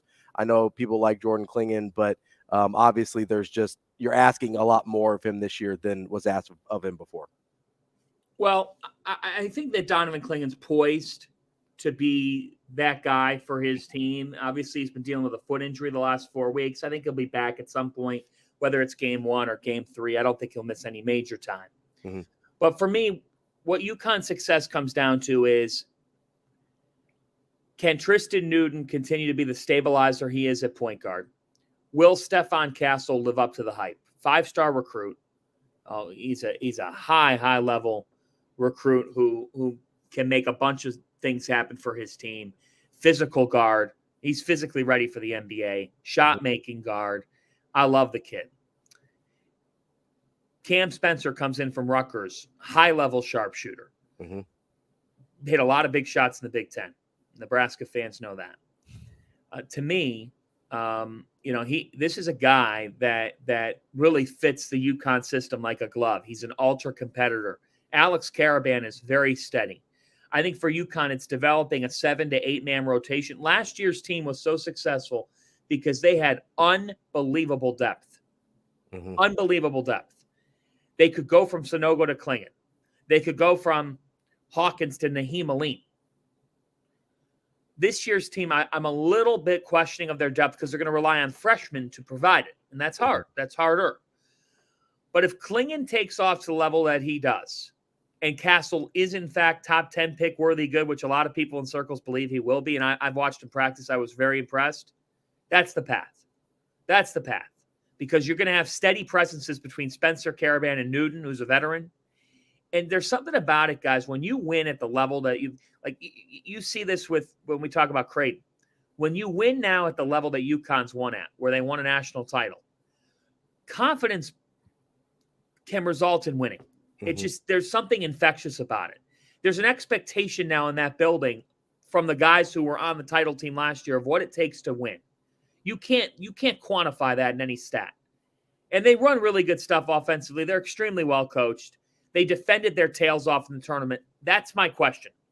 Can they defend with a lot of new? Andre Jackson was indispensable on both ends, but defensively he really was. That loss is a big hole. John Fanta, he covers college basketball on Fox as well as I wish we could just keep you, John. The Field of 68. John, I'm sure we will talk to you again very soon. We much appreciate your time. I'll tell you what, if I'm in Omaha in person this year and you guys are open to it, I would do a show with you. Full Absolutely. No doubt. Full yes. Absolutely. Rubber stamping that thing. Let's do it. I'm in. And can I make a bold prediction before I leave? Let's do it. Always. I said this last night on the Field of 68. For the first time in a decade, Nebraska ball will dance this year. Oh, mark that down, John Fanta. With the hot take on the way out. John, we appreciate you, man. Thanks, guys. Hey, thanks, JF. See ya.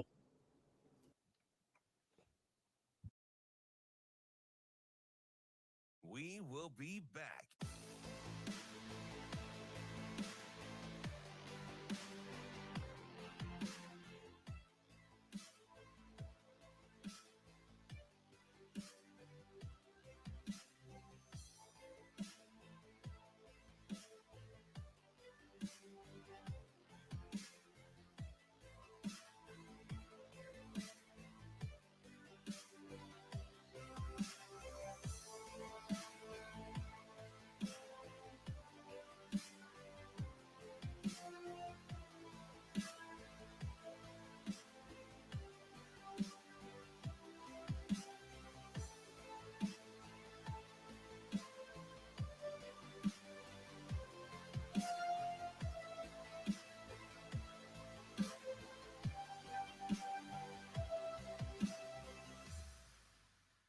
We will be back.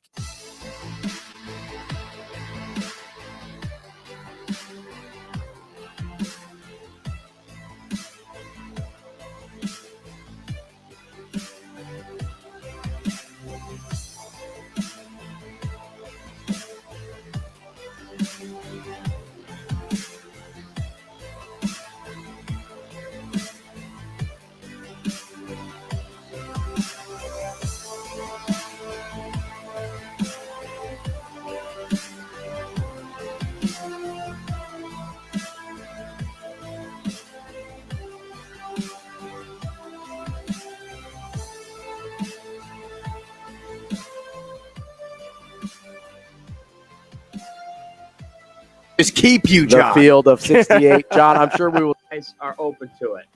I would do a show with you. Absolutely. No doubt. Full yes.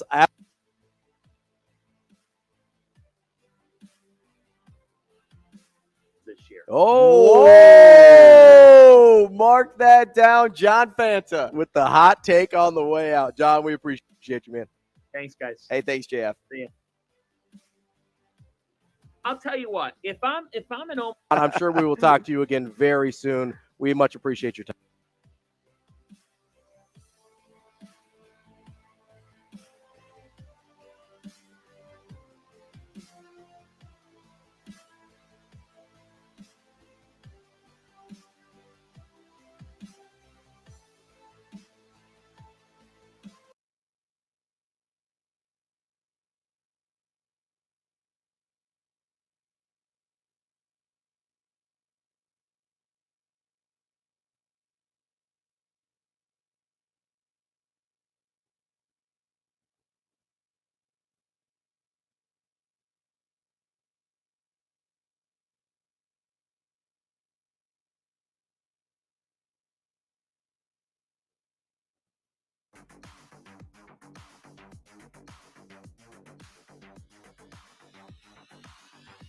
You're listening to Hurrdat Sports Radio.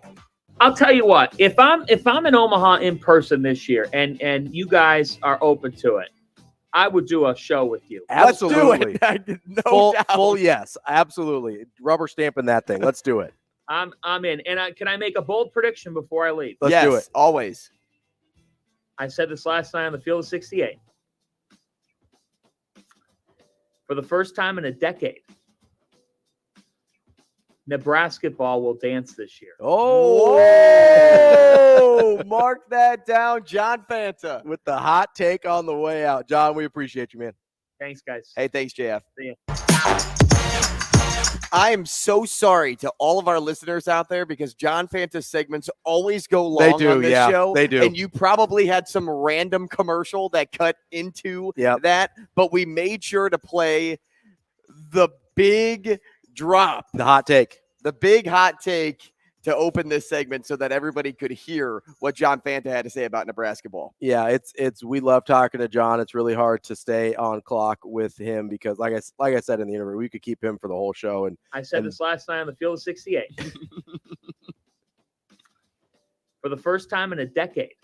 I bet he's going to say something about Nebraska. Nebraska ball will dance this year. Whoa! Called it, John.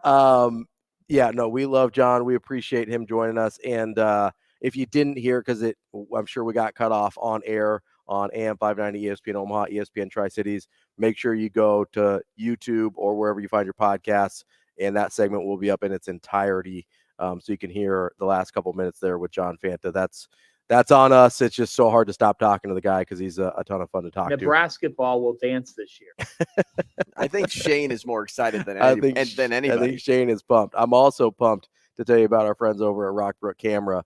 They are not just about selling you a camera. They're trying to help you become the best photographer and a real photographer, whatever that means for your life. I'm real more of a casual, just capture my memories, that type of thing. And they've got me covered. They've also got professionals covered. We heard Kevin Such yesterday talk about he's covered. He's covered with his purchase from Rockbrook Camera as well. And he mentioned they give you support after the sale. They've got classes that you can learn your new equipment and learn how to use some of the latest technology they've got available for you, like mirrorless cameras. You can trade in your old gear to upgrade or check out their extensive rental department. Make sure you go to rockbrookcamera.com or check them out at 168th and West Center in Omaha or 70th and Pioneer in Lincoln. I have a question, Ravi. Andrew Rogers. Oh, thanks for calling on me. Yeah. Does Rockbrook Camera sell glasses that also allow the ability to record? I'll have to ask. I don't think that's where Connor Stallions got his his spy gear. Honestly, with the level of ineptitude with Connor Stallions, I'm guessing he bought those on Amazon or Wish. Maybe that feels like a Wish purchase. It's deals.com. Yeah, where he's just like, ooh, spy glasses, love it. You know what's so funny about those things? He probably, like the dot that's in the corner that says when it's recording, because you can get them off Amazon. I think it was Pat McAfee in his show that did deep digging to figure out where you can get those shades. But the best part is if you take Inspector Gadget or I'm trying to who's the worst spy you can think of? Not like Cody Banks, who's a Disney star, but the worst spy that you can think of. Michael Scarn. Okay. Michael Scott's alter ego from The Office. Yes. So imagine the music that they would use in The Office. Okay. For something like that. For Threat Level Midnight. Take the theme song of 007 from the N64. Mm-hmm. Dun, dun, dun, dun. So I imagine that being played in his head while he's going like this behind coaches. He's smacking that N64 game was sweet though. That's an all-time great video game, GoldenEye. Love it. But yes, I can imagine just in his head him being he's hiding behind coaches and stuff, trying not to get the overhead camera view that showed the player running out of bounds, and he's got his head down, so discreet. This dude thinks he's sneaky. I think he really thinks he's a real life James Bond. I think he does. He's very much if we ever make a movie about his life, I think we need to ask the creators of The Office if we can call it Threat Level Midnight. You could use either Triple X from that movie because he's pretty bad, or Agent Cody Banks. Bad. I brought up Cody Banks, and but Cody Banks is a child. It's understandable he's not a good spy. This man went to the Naval Academy. That's the wildest thing. He was also a Marine, but he was never stationed overseas. Yes. I believe he was only in California. So Johnny English, you could use that. That's the wildest thing about this whole Connor Stallions thing is he went to the Naval Academy. He's not an idiot. Those service academies are as hard to get into as any school in the country. You have to get letters from senators and stuff like that. I know people that have gone to the Air Force Academy, and it's very similar requirements to get into any of them. it's basically like getting into an Ivy League school. Like, it is that selective. Mm-hmm. And so this dude is not an idiot. At least on paper, he is not an idiot. But in practice of trying to be a spy for Michigan football, he seems like the dumbest man alive. Like, he seems like Michael Scott bumbling through making a spy film. Like, if Michael Scott decided to make a football movie instead of a knockoff of James Bond, it would be the Connor Stallion story. What did we say? It was after the show yesterday. We were talking about different segments, and we wanted to do a segment on the worst spies in history and where Connor Stallions would rest with them. What if we come up with the name of the manifesto? Do you remember, like, we were talking about things? Yeah. And it was like, that's the name of the manifesto. We both had like this light bulb moment. What was it? Gosh, I should have written it down. Oh, I don't remember. Goodness. We'll probably talk it out. We'll figure it out. I can't believe that this dude like wrote a 600-page manifesto that he updated every day. And he was just like, you know what? He didn't think like in 600 pages, he didn't think of how not to get caught. Mm-hmm. He didn't think of like, hey, maybe I shouldn't be on a sideline where there are cameras everywhere. Like, I get you're wearing the gear, my guy, but you just never occurred to you that somebody might see you on camera and be like, hey, doesn't that guy work at Michigan? And it's funny too, because like he didn't wear like Adidas shoes, so he covered up his Nike shoes so that he could stand on the sidelines and try to stay incognito. He got probably a shirt from the Spirit Shop. I do want to know how he got on the sideline, like, because somebody had to issue he had him a pass on. Did you see that? Right, so somebody had to issue him that pass. That's what I mean. Or it was a fake pass and he just got through. Yeah. Because I can't imagine Central Michigan Yeah. having as strict of guidelines to get onto the field as Nebraska. Sure. I've been to some smaller schools where, the security wasn't exactly the tightest in the world, where if you had anything that resembled a press pass, they're just like, go ahead. Or I'm not saying it's like high school where you just walk down to the track and you're in. Yeah, right. But I'm guessing that there's less scrutiny at Central Michigan than there are other places. I don't understand, like, okay, it's probably a better view than the stands, but like, how much more is he getting from like cheap, like eyeglass camera than he would from the stands with an iPhone that actually zooms? Like, I have to imagine the quality is that's got to be the only way that you can on the sidelines get away with seeing the signs and stealing the signs. But he could have seen it from how is that better than being in the stands? It's just funny too, because it's night. And he's wearing sunglasses. About it, he's wearing sunglasses at night. Yeah. Like, that's kind of like the funny thing to me at the end of the day. Yeah. It's like, not only that he's wearing like spy glasses that you would find at like your neighborhood magic store. Yeah. he does look like he got him at a magic store. Or like, honestly, he looks like he got the Michael Scott spy kit. Like, he ordered. I remember going to Barnes and Noble and getting like the magic box from there and thinking that was the coolest thing ever. Like, he went and like dug up a spy kit from some random store and goes, this is going to be the best purchase of my life. It's like, this is going to change everything. This is chapter 47 of the manifesto. Collect spy gear. Take over CMU infiltration. Yeah, exactly. Take over Tommy. I don't understand it. I'm fascinated by it, and at the same time befuddled just at the level of like lack of self-awareness to think that you could get away with this. And listen, he did for a couple years, so I guess good on him, but I feel like going down to the sideline is that level of arrogance where it's like, hey, maybe we didn't think this one all the way through. Like, he'd gotten away with it for a couple of years, so he's like, I'm going to kick it up a notch instead of just continuing to do the thing that was working. Unbelievable from Connor Stallions. Just unbelievable stuff there. There's so many. Did you see too yesterday night? I think it was Pete Thamel that wrote an article about how the Big Ten had a conference call. They want Tony Petitti to take action right now and punish, because he has that ability. He does. The NCAA doesn't right now. Not yet. But the Big Ten can. Yeah. They are begging Tony Petitti to do something about this. Ryan Edwards coming up next. Let's see if we can make you some money. We will be back.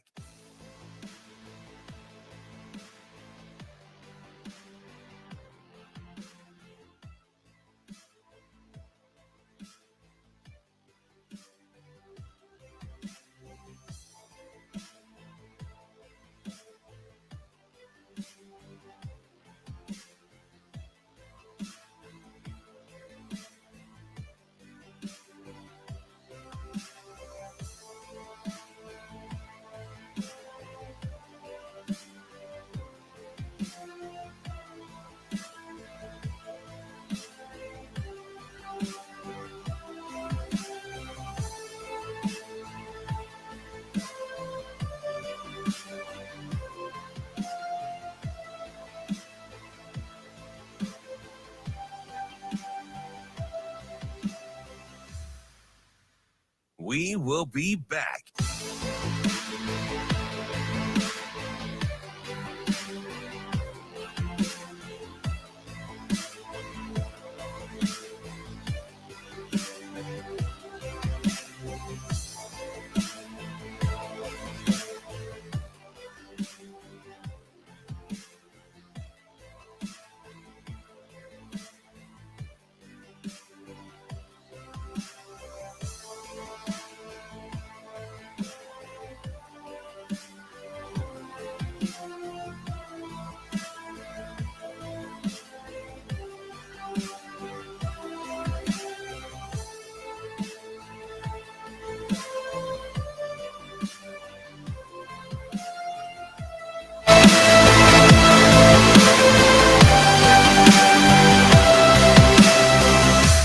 We will be back.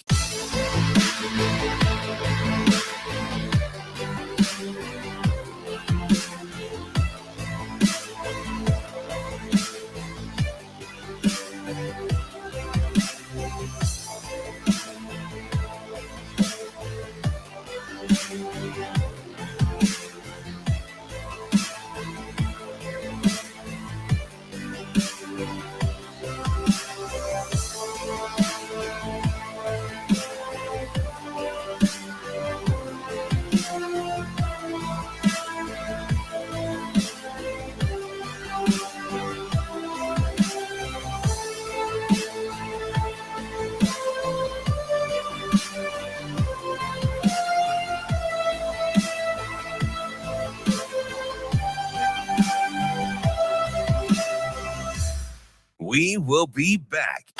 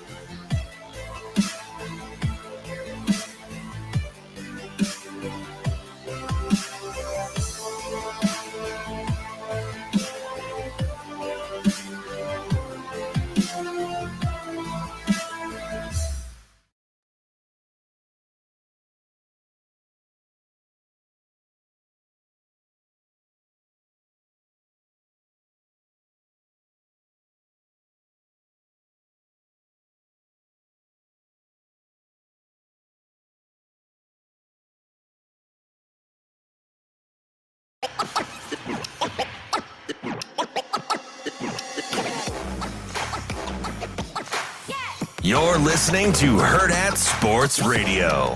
Now, Vegas insider, senior handicapper, and fan of the cold Budweiser bottles, Brian Edwards. It's got to be touchdown, touchdown, touchdown. Brian Edwards. I don't really love it. Brian Edwards. Were they using the cream cheese to butter the bagels? Brian Edwards. I'm going with the cowgirl. Here is Brian Edwards.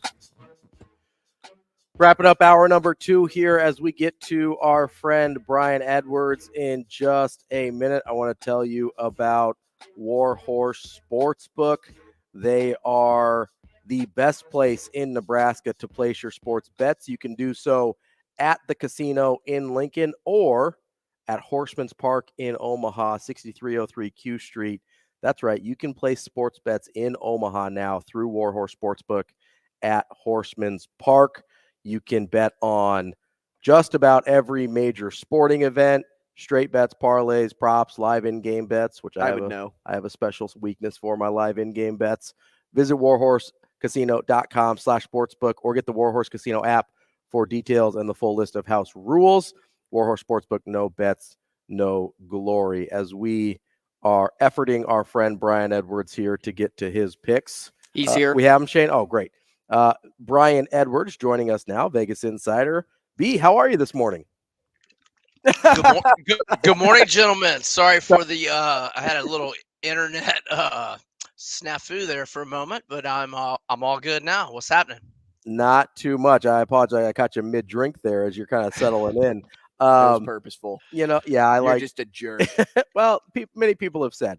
Brian, I know we've got a crazy busy slate of games, especially in the SEC.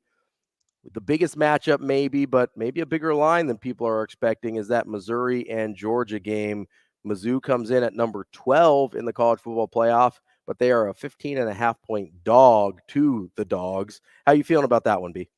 I like Missouri and the over. I think I'm going to have just a small bit more invested on the over, just because I don't know what to make of last week, whether my Gators just suck that bad or if Georgia's decided to crank it up a level or two now that we've reached the stretch run.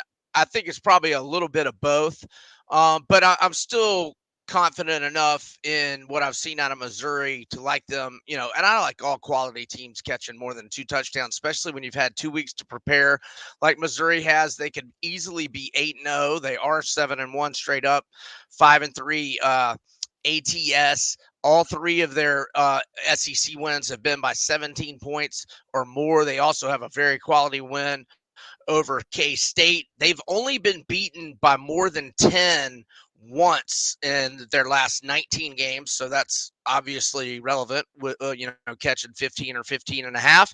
They're 4-1 ATS last 5 as road underdogs. As for the over, so we've got 2 quarterbacks playing extremely well. The over's on a 5-1 run for Mizzou. Now, their last game went under, but I thought it was mainly because Xavier Legette got hurt for South Carolina, who I believe was either second or third. No, probably third behind Burden and Neighbors in the SEC in all the receiving categories going into that game. But Legette got hurt early in that game. And then there were 6 straight scoring drives that all ended in made field goals, which is poison for an over. But again, over still 5-1, Mizzou's last 6. The over is also hit in 5 straight for Georgia, combined scores of 63, 57, 64, 70, and 47. 47 being the outlier that would go under this week's number. But yeah, two good quarterbacks. And Missouri, in its last 5 games, has scored on its own. That is 34, 38, 39, 38, and 34. So let's go over and Mizzou. B, I'm going to skip the next game that you sent us and jump into the big one, the premier game on Saturday night, Bama LSU. You like the over in this game, which I was hoping that you'd have a play on this game. Selfishly, it is one of my pick'ems this week that I have to decide between these 2 teams, which has been my hardest pick of the week, at least, because LSU's defense really banged up, especially in the secondary. But that offense is similar to what we saw in 2019 that is just so high-powered. I'm leaning LSU right now just because I think it's a race to whoever scores like 42 or 45 points on their own. And this just seems like one of those games that's going to come down to a last-second field goal or a last-second touchdown. Seeing that the over's only in the 60s, this, I think, could even reach into the 70s and 80s. Question number 1. Yes, so I agree. As for the side, I've been saying for weeks LSU is going to win this game outright. But like you noted, Andrew, the defensive injuries, especially Mekhi Wingo, has got me a little hesitant. In my little contest I'm in where I have to pick 25 different sides, I'm still going to pick LSU, but I haven't bet it yet. So I like the over. Got it at 60 early in the week. It's 61 now. That's fine with me.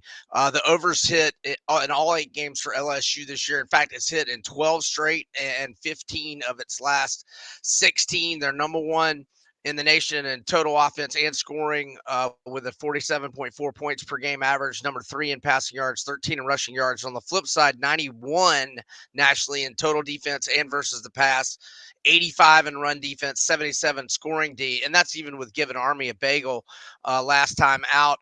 And overs 3-0-1 for Bama in its last 4, albeit at smaller totals. And this is tied for the highest total for Bama. So for Bama standards this year, it's a high total, but not so much for LSU. And I think we're going to get a ton of points. Give me the over 60-61. We're talking with Brian Edwards, our Vegas insider. I want to stick with the SEC for a second here. Ole Miss is a 3-point favorite over A&M. It feels like we've kind of forgotten about Ole Miss as they kind of got written off after that loss to Alabama, but maybe Alabama's better than we gave them credit for at the time. And Ole Miss has just continued winning. Which side do you like in that Ole Miss Texas A&M game?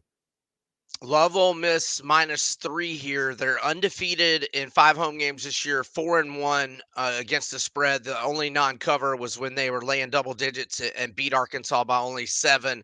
A&M 0-2 straight up and ATS on the road this year. In fact, they've lost now just outright. I'm not sure on the ATS their last 8 on the road, but they've lost outright in 8 straight road games. It started with a 29-19 loss in Oxford in 2021. And again, just outright, not ATS. Lane Kiffin, 19-2 in his last 21 home games, straight up. The only losses by 8 combined points to Alabama and Mississippi State last year. I think we've got the better quarterback in Jackson Dart. I think we've got the better head coach.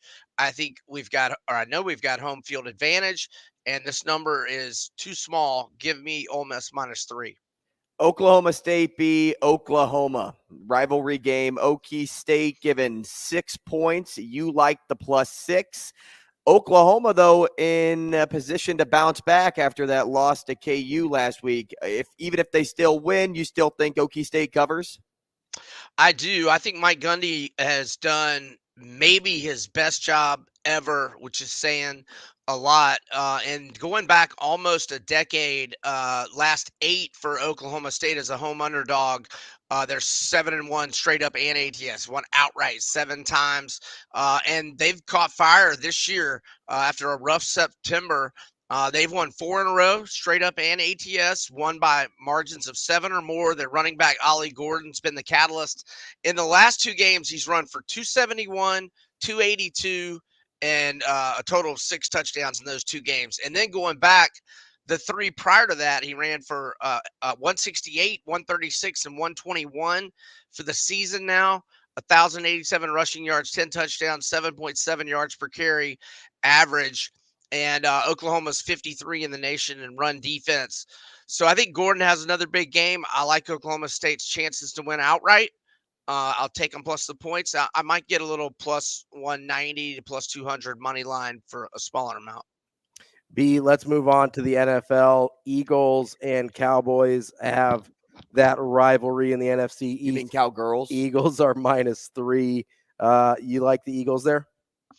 I do, but I like A.J. Brown's over receiving yards even more. I'm just shocked that they didn't make it higher this week. Last week was the highest at 88.5. He went over it again. I've had it 6 weeks in a row for winners. He's had 127 receiving yards or more in 6 straight games. And it goes from 88.5 down to 80.5. I mean, I know Dallas has got a good defense, but please, they just love getting beat on this. I don't understand the odds makers. It's crazy.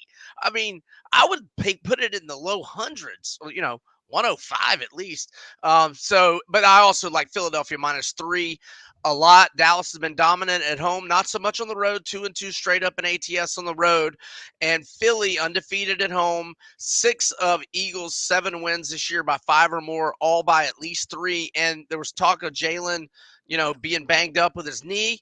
All he does is lead a comeback last week, 319 passing yards, 4 touchdowns, no picks. I like Eagles -3 and AJ over. B, 45 seconds here. You're back on the A.J. Brown, Kyle Pitts train, huh? Yeah, so I hadn't seen the number on Pitts yet. It wasn't up last night like AJ's was.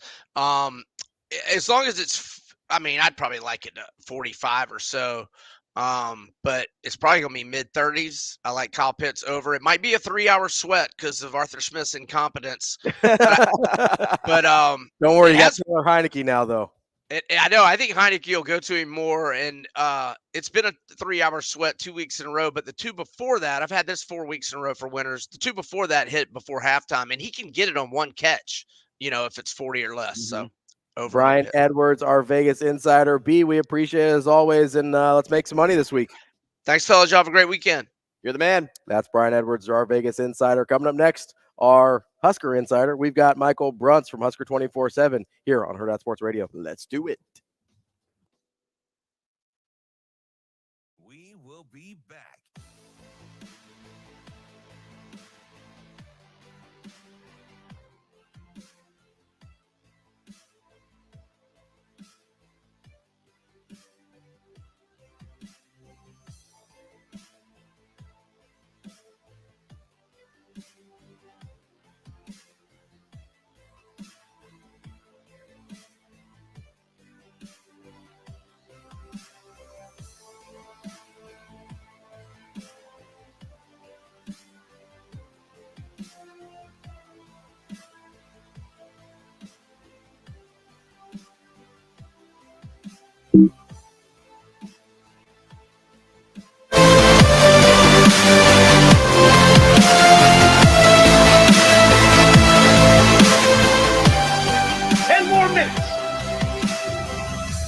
She taught me how to fight. We will be Then back. she'd be up in Epic's mom.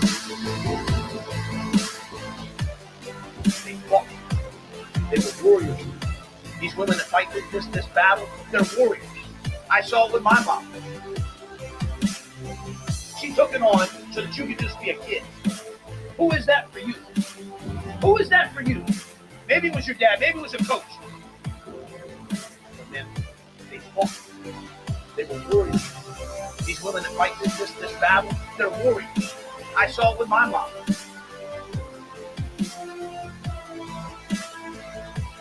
It's a way for us to honor those in our lives. Now, as we walk out this tunnel, man, you walk out this tunnel for the first time in University of Nebraska, there's a big ribbon on the back of the line. It's not that.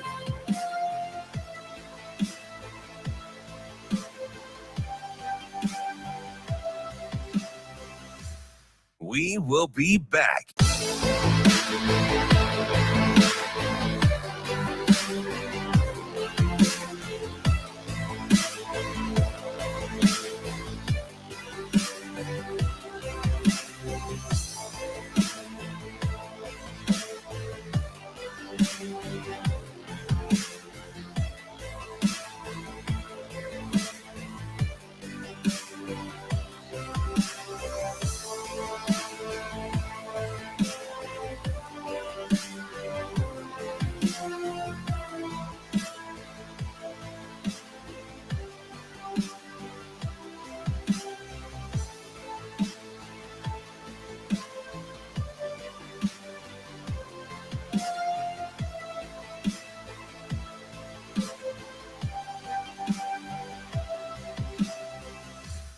We will be back.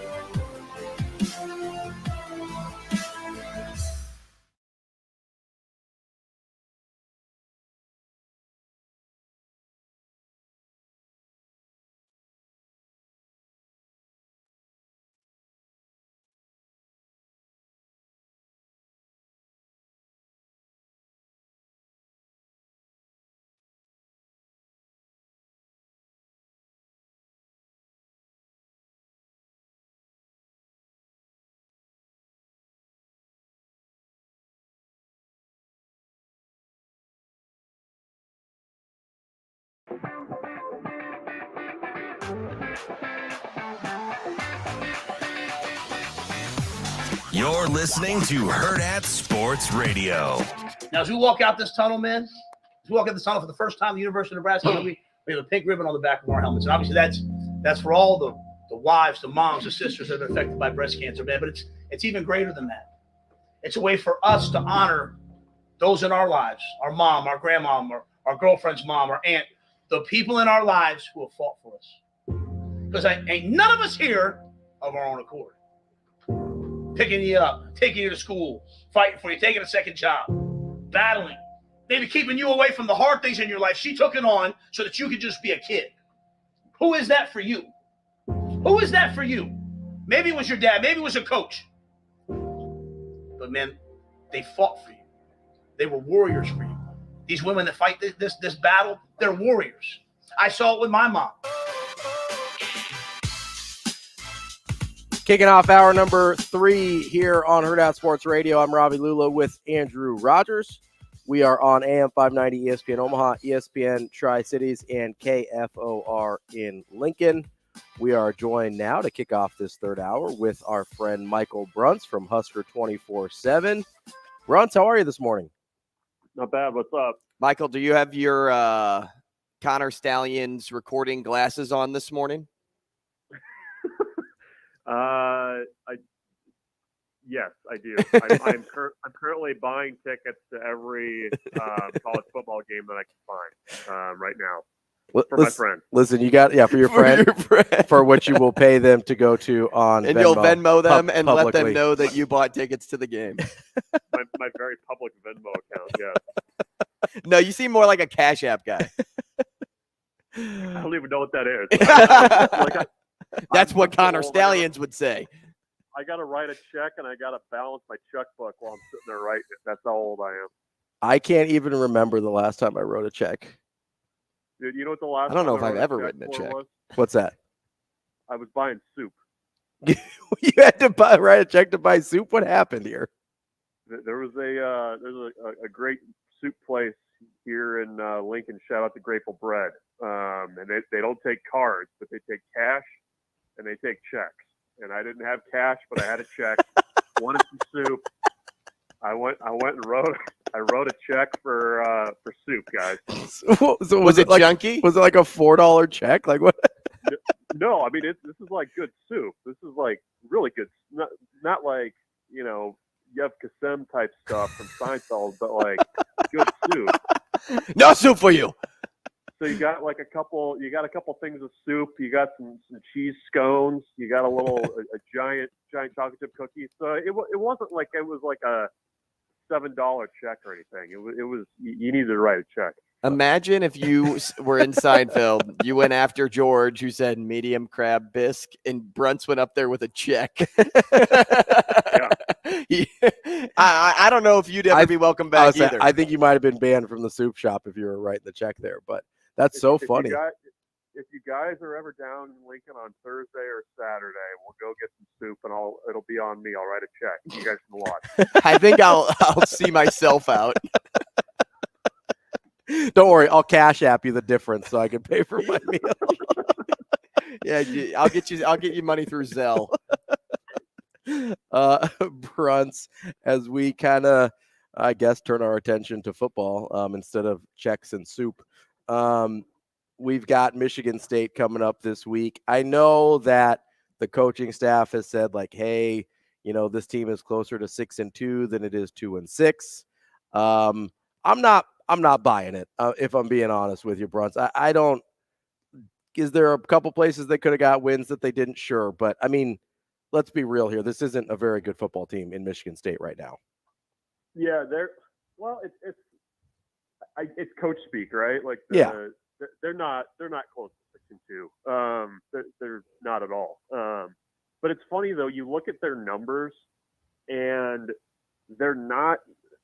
Defensively, they're a little worse than Nebraska, but they're not that different than Nebraska numbers-wise. It's actually, I was just kind of writing a preview for our Saturday stuff, and it's pretty close in a lot of areas. I mean, they give the ball away just as much as Nebraska's offense does.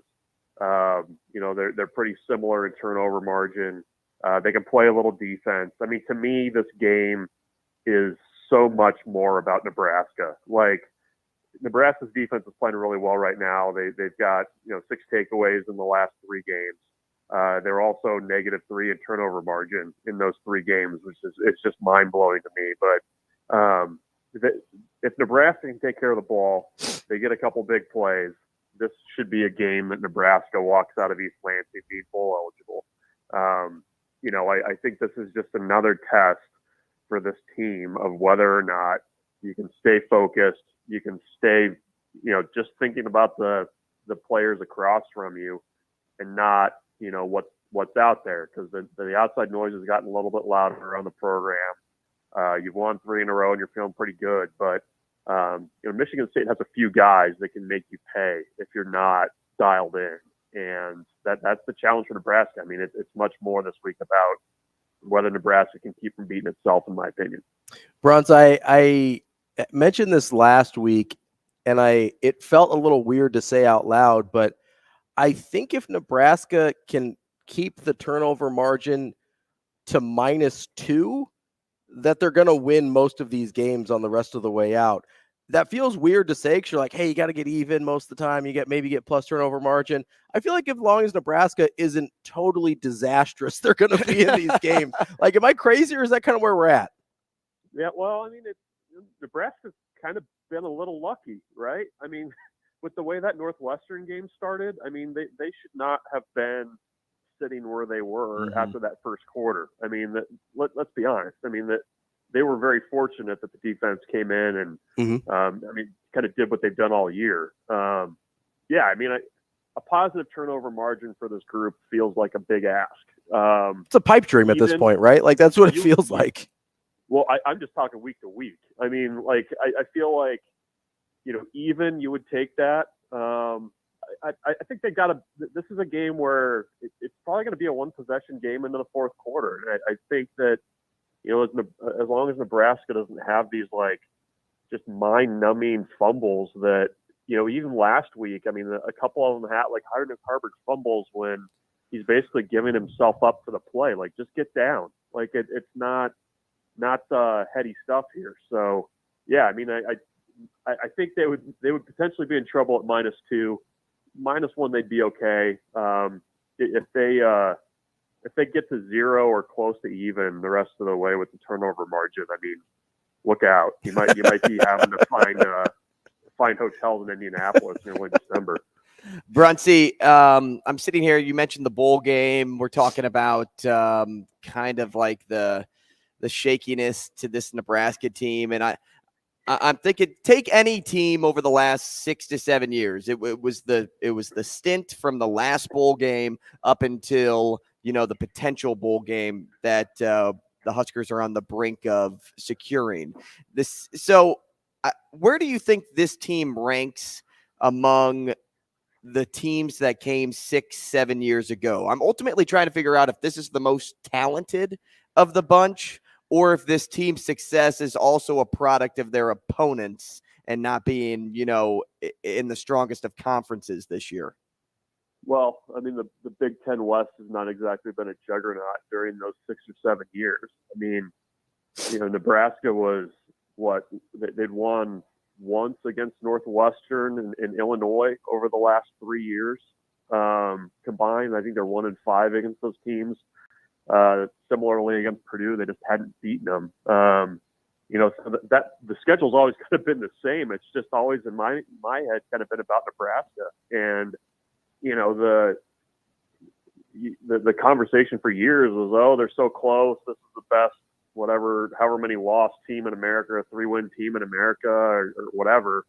I don't know that this team has more talent. I think it's just being utilized in a really good way. I mean, I could probably go back to, I don't know, maybe the 2019 team. Was that probably the most talented one since 19 or 21, probably? Yeah. Those are the two I was thinking. I mean, I think that both of those teams are a little bit more explosive on offense. I think they had decent athletes on defense that maybe I feel like probably could have been utilized a little better. So I wouldn't say this is the most talented team. I think this team is really bought in. I think this coaching staff is coaching really, really hard right now. And, I think they've finally figured out a recipe and coaching to that recipe to win these types of one-score games. I mean, just you go back through some of the games that Nebraska's lost since they've last been in a bowl game, and it's just head-scratching the way that they've done it. I mean, so many of those games you had your defense on the field with a chance to win it. You couldn't do it. I mean, the Northwestern game where they go all the way down the field and score and win in overtime. The Purdue game where they kill you on the end around. There's just so many examples of those types of games. The way they absolutely folded on the road against Colorado. I mean, I think that's the difference with this team is that it's a tough group. They've got a damn good defense right now, and they're playing really good football. And I don't know that that's necessarily a talent thing. Bruntz, this is a totally useless exercise, but it's something I find myself thinking about a lot. How many wins does either that 2019 or 2021 team have if this coaching staff is there instead? Yeah, I thought about that too. Way more than I should have, right? Like I've spent too much time thinking about that. But think about even like the special teams things that some of those teams and cost them games. If they had just played even in special teams in a lot of those matchups, they probably were a bowl team. I mean, that's just the reality of what they were. And I think I think the thing that hasn't changed is I feel like the margin of error has always been very thin between over the last 4 or 5 years. It's just the defense is playing lights out right now. You're playing decent enough special teams. You're winning the field position battle, and you've been able to kind of ham and egg an offense, and you're getting it done. So it's still kind of precarious, but I think this coaching staff's done a really good job of getting guys to buy in and using what they've got. I mean, heck, James Williams is in there for 2 games, and most people wouldn't have been able to pick him out of a lineup, but before that game against Northwestern. Bruntz, November matters. Those were the words uttered by Coach Rule to his team. Yes, this is a learning experience, but this is what you play for. These are the games you've already prepared for, courtesy of the other 8 this season already. How real has it become to you, though, that this team is in striking distance of a bowl game and potentially something greater? Yeah, I mean, I think the conversation's definitely changed since we left Boulder. That's for sure. It almost kind of felt like the sky was falling a little bit then, and they've found a way to, despite a lot of things going wrong on offense injury wise, to make this work. And I think that's a credit to the players, to the coaching staff. I mean, I think if you would have walked up to somebody walking out of Folsom Field and say that by the time this team walks out of or heads to Michigan State, they're going to have a chance for a bowl game, a statistical chance of making it to Indianapolis if things break right, they would have told you you're crazy. And they've done a good job, I think, of just kind of sticking with the process. I think this coaching staff felt like it was going to be a slow build through the season, and they were going to play better football. But I mean, it's been a remarkable turnaround. And I hear a lot. It's the Big Ten West schedule. It's a bad schedule. It's the same schedule they've played for since it was Legends of Leaders. So that they're beating the teams they should finally, and I think that's progress. Bruntz, you mentioned that the way the season started, and I think myself included, I'm not sure I heard anybody project this team to make a bowl game that didn't have them at least splitting those first 2 games, and to now be in a spot where they went 0-2 and now they've won 5 of their last 6 is kind of remarkable, especially as you mentioned, considering some of the injuries on offense. I wanted to touch on that offensive line real quickly here. How did you think they played with those 3 reserves against Purdue as starters on that offensive line? I didn't notice them. And you mean that as a good thing, right? Yeah, that's a good thing. I mean, I think, when you look at the 3 guys that were in there, I mean, Teddy had played a little bit, started some, and, Lutovsky's been a rotational guy. And, Justin Evans-Jenkins, they love him. They've been trying to get him on the field more. So it wasn't a total stretch that those 3 guys were out there. It was like, somebody that's never played before. But, yeah, I didn't notice them. I thought they were able to get enough done. I thought that Purdue front was actually pretty good. Number 4, number 5. I mean, they were a problem all day, and will be for a lot of teams. But no, I mean, for those guys to be kind of called in on really short notice and to play the way that they did, I thought they held up fine. I mean, that's kind of all you can ask for, and that's the kind of line depth that I don't know that Nebraska would have necessarily had in years past. I'm trying to think of there haven't been many teams where they probably would be able to go past like a sixth or seventh guy, and you're basically replacing the entire left side of your offensive line with a week's notice. They did pretty well, I thought. Bruntz, this kind of goes more toward the rest of the season because I think the opponents that Nebraska plays down the stretch may have an edge over Nebraska in terms of a Vegas line. But what do you think this team needs to do offensively more going forward in order to feel comfortable in games when they aren't treated as the favorite? Yeah, I mean, I think what you need, and I don't know if this offense is just what it's going to be, and they are who they are, or if there's an opportunity to, change this. But I mean, you just need a little bit more of a consistent run game with the running backs. I mean, that's been what this whole season has kind of been asking for, and it's been tougher since you have the injuries to Ramir Johnson and Gabe Urban. But think about that Purdue game. I mean, you just needed to be able to turn around, hand the ball to Anthony Grant or Emmett Johnson, and trust those guys are going to hold on to the ball and just kind of push the pile. And I think that's the thing that I've been impressed with Emmett Johnson is it seems like he's a patient runner, and when he finds a crease, he goes. And I know he had the fumble against Illinois, but he seems like the kind of guy that that you can kind of turn to late in games to just kind of go into that 4-minute offense and choke the game out. I mean, that to me is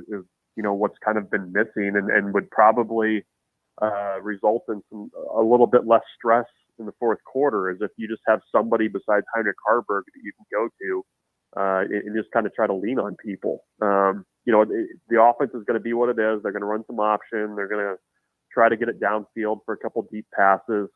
I don't know what wrinkle is out there that we haven't seen already. So I think you just kind of have to work around the framework you have and give me a little bit more Emmett Johnson. That's what I want.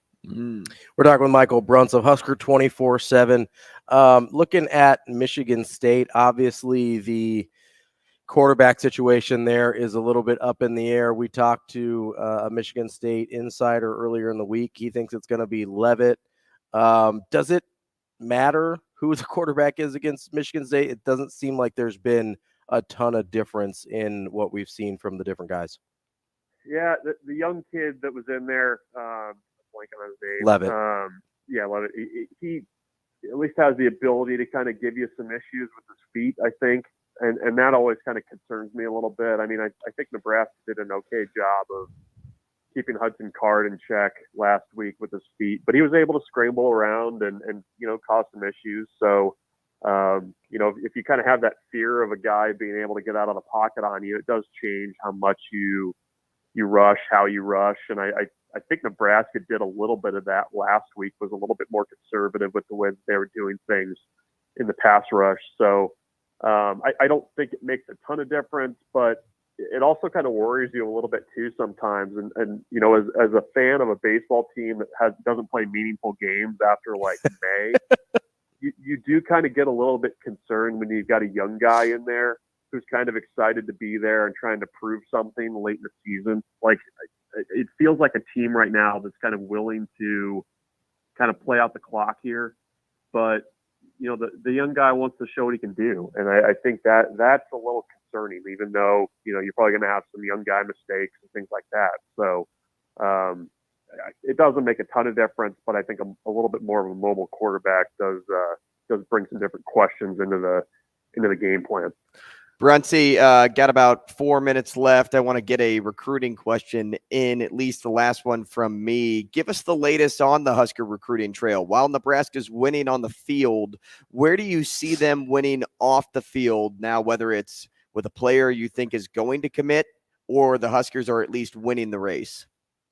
Yeah, I mean, I think they're kind of still, in wait and see mode for a couple guys left in the 24 class. Grant Bricks is obviously the big one. He was at Nebraska last weekend for an unofficial visit, and that was noteworthy because he had said he wasn't going to make any more visits before he made his decision. He's going to go, I guess, now and see Kansas State again and see Oklahoma again. Those are basically the three schools for him.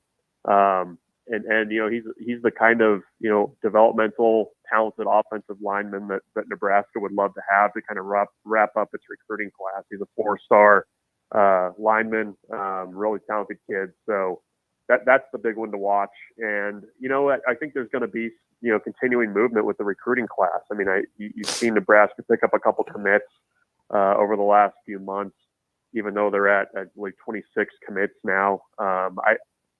People always ask me, how's the math going to work on that? How are they going to bring in all these guys? It'll work out. I don't know how. I don't want to balance the checkbook on that, but I think it'll work somehow. So, I wouldn't be surprised if you see a senior film guy or two pop up still. They had Larry Carver Jr., a defensive back from Florida in last week for an official visit. So they're continuing to look around, and you got to play defense a little bit too with your guys. Certainly Carter Nelson has a lot of attention still from Notre Dame. Carlon Jones, the defensive line commit, who I think is, probably overlooked in the importance of this class, is going to visit Ohio State later in November. So got to play a little defense and keep looking for some guys that can help you too. But it's kind of focusing down a little bit on the number of guys out there. Bruntz, you're headed up to East Lansing with BC this week. Is that right? Yes, we bright and early tomorrow morning. I'll say, what's the itinerary like? You got any leisurely plans before you get to the game? Well, we'll see what kind of trouble we can get into in Detroit. I'm sure you won't have to look far to find it.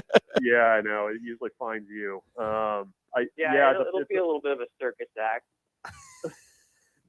It's unfortunate the Red Wings, Pistons, everybody's not in town, which is too bad. But early kick on Saturday too kind of limits the options. So it's a business trip, guys. Don't forget that. Hey, We're going 1-0 this week. What's BC like to travel with? He's a good travel companion. He's good on long road trips. He can talk, as you would expect. He can talk about a lot of things, and he has good takes on things generally. We're a couple of old guys, so the music genres kind of line up too. We don't get into too many fights about that stuff, so it's always a good time. Favorite late 90s, early 2000s hits? Is that what's going on there, Bruntzy? A lot of 90s being played in that car.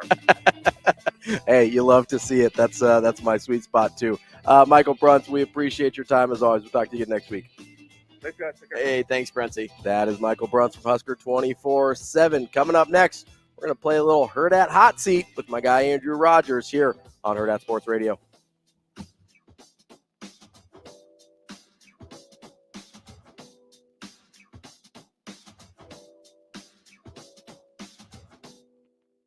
We will be back.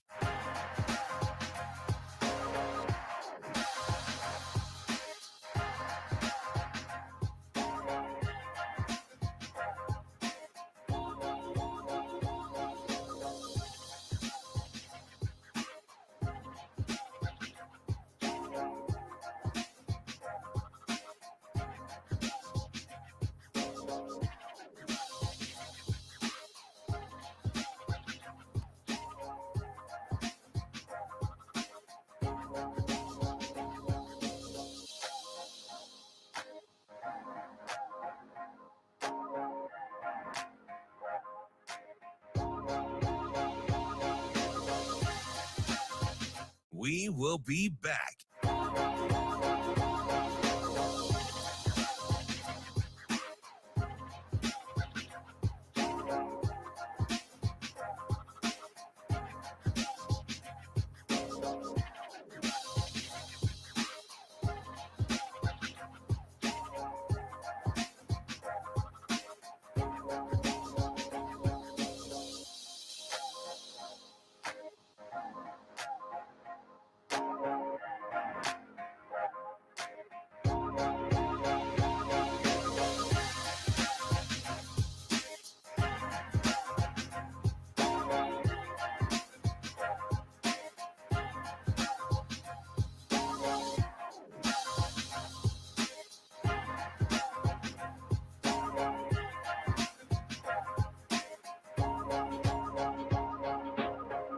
We will be back.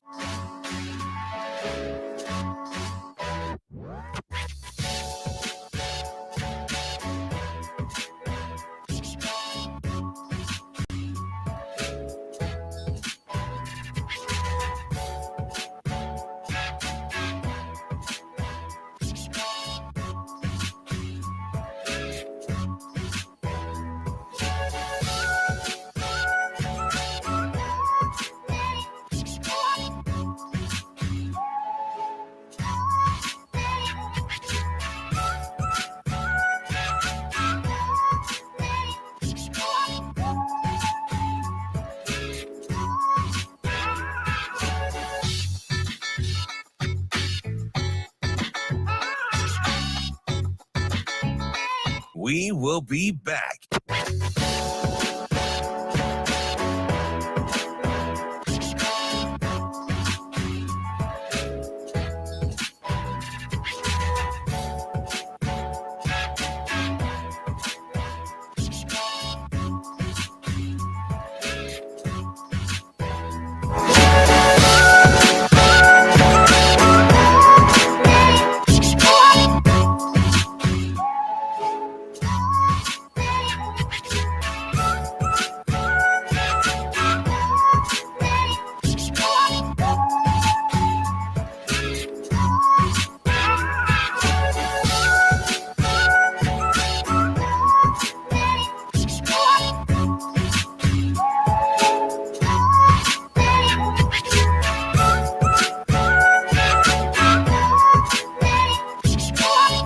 We will be back.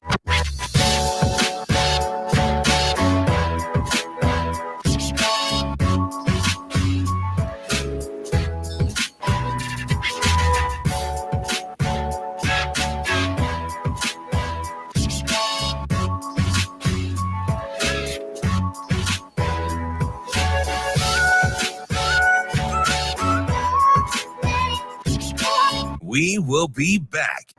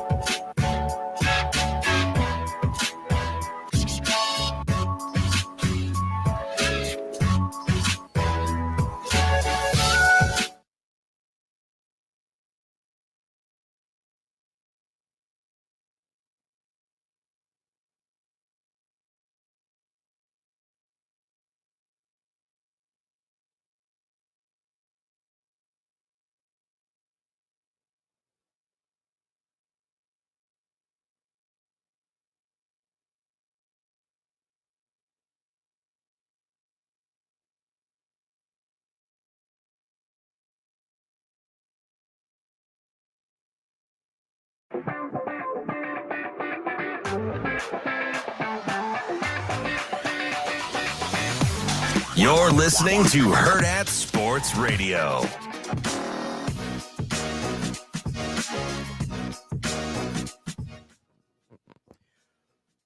Welcome back to Hurrdat Sports Radio. I'm Ravi Lulla with Andrew Rogers. Hey there. We are here on AM 590 ESPN Omaha, ESPN Tri-Cities, and KFOR in Lincoln for our hour number 3. It is time now for that Hurrdat hot seat. Mm-hmm. All the hard-hitting questions that you got to know, sports, non-sports, whatever comes to our minds. It is time for the Hurrdat hot seat. Let's do it. You want to start? You want me to start? Ravi, I'll kick it off. Let's finish the sentence for me. Okay. Creighton will finish the college basketball season. Mm-hmm. Yes, they will finish a college basketball season. I'm very confident. There's in that. no period.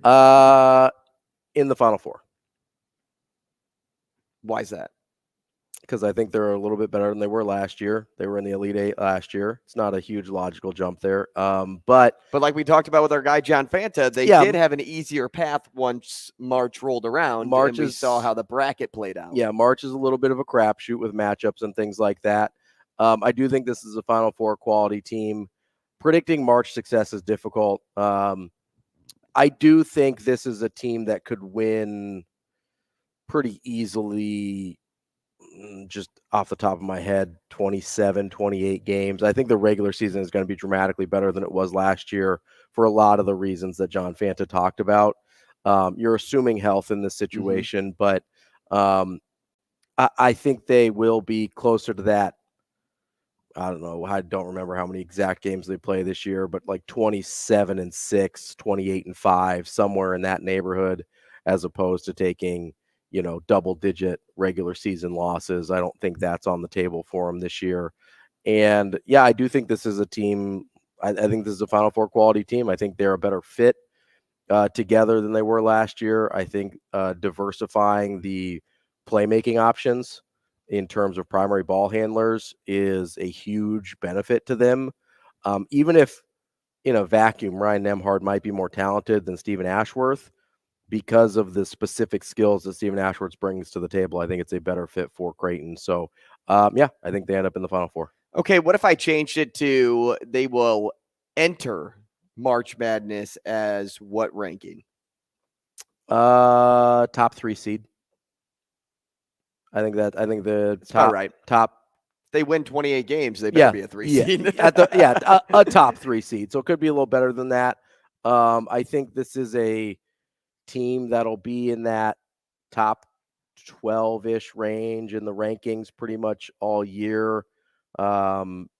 If they drop below like a 15, I'd be pretty surprised at any point. So I think that translates, depending on how the Big East is and how that'll impact their strength of schedule. I think they're a top 3 seed in the NCAA tournament.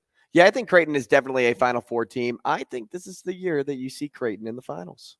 Okay, going all the way to the final. I'm going to go all the way up. I'm not going to say they win, Sure. but I think they're going to give this Omaha community a lot to celebrate in March. I hope you're right. I mean, I hope if they make the Final Four that they get like a Bud Crawford like parade. Like, let's do the whole thing. It's you look at this team up and down, and yes, we talk about it all the time. It seems like the pieces that are in place are a better fit than they were last year. I mean, they may have had a lot of talent on the roster last year. Awkward fits, though. It did seem a little awkward at points, and I agree with John Fanta. There were times last season where people wanted just to get their shot. Yeah. They wanted to get their points. And this year, when you have a guy like Stephen Ashworth to start, a guy that just facilitates, like that's in his DNA. It's to move the basketball around. I remember watching film in the off season. I remember watching different scrimmage film of him, and I remember watching his tape at Utah State. And not only can he score, yes, but his ability to work off a pick and roll and not think that he has to score when he comes off of that screen, his ability to move the ball when he doesn't have the ball. So what I mean by that is he's not dribbling the ball. Say Alexander's the point guard in this case, and they're moving the ball. You're at the top of the key. You go Shireman to the left. Shireman goes back to Trey, and he dishes it off to Ashworth, in this case on the right wing. Ashworth isn't looking to score. He's looking to feed it inside to Kalkbrenner. He's looking to go one extra pass, and find the better shot. That's just kind of who he is. And then the addition of Trout, too, I think is a better fit as well, not only defensively, but also in terms of moving the basketball on offense, not feeling like he has to get his points all the time either. This team has to work more through Ryan Kalkbrenner. I said it last year. I'll say it again. They need him to score 10-plus points a game and have 10-plus rebounds in order to be a winning team. Yeah, I think I'd love it if he was even a little higher than that. If he was in that 15 points, 15 points, 8 to 10 rebounds a game, I'd feel really good about that. He'll probably have to rebound a little more than he did last year because you don't have a Kaluma there. But yeah, I think the pieces fit so much better. And I think you're going to see just a really cohesive team. I'm very excited about that. If Creighton does go to the finals, it will be as a 4 seed. Oh, you're going 4 seed. Okay. A little lower. All right. That's fair. I mean, there's not a ton of difference, I feel like, between the 3 and the 4 line most years. So you think regular season record, and we can do this next week too, but ballparking, what do you think? Like I would say wins? 25 to 27 wins. Okay, somewhere in there. So we're in the same neighborhood. But I think it really is all dependent. Their ranking going into March is all dependent on how they play in the Big East tournament. Sure. If they're a team that goes all the way to the finals, you may see them as Get a bumped up. 2-3 seed. Yeah. If you see them get bounced in the first round of the Big East tournament, well, then you probably see them as a 4 or 5 seed. Sure. If you see them win it, shoot, Creighton could be a 1 and probably will be a 1. Yeah, I mean, if they have the kind of season that I think they're capable of, let's say they win 28 games before the Big East tournament, and then they win the Big East tournament, like, yeah, you're going to have a hard time keeping them off the 1 line. All right, my first question for you. Hit me. We were talking Don't punch earlier. We were talking earlier about the power of sports documentaries. What is your all-time favorite sports documentary? Ooh. I know there's a lot of them. There is. When I was thinking about this, I came up with like 6 immediately. And I'm waiting on 2. Okay. I'm waiting on the Cardinals 2011 World Series sports. There's got to be something made about David Freese. Sure. Like there has to be at some point. Yeah. And I'm waiting on the Blues Stanley Cup in 2019. Okay. Like, those are like big ones. My favorite so far though, and maybe it's a little recency bias because I've seen it in the last 2 years, the captain. Okay. Derek with Jeters. Jeter. Okay. I just love how he carried himself as a person and as an athlete. Mhm. And even though like there were moments like off the field where he was put into some, difficult situations as a young baseball player, Yeah. I think he held his own really well. And I think he let his on-field play speak for who he is as a person. And I just really like DJ in that regard. There you go. One of mine. So Yours is The Last Dance. Well, so it's up there for sure. I love The Last Dance. I honestly think my favorite one though was one of the original 30 for 30 runs that they did with ESPN.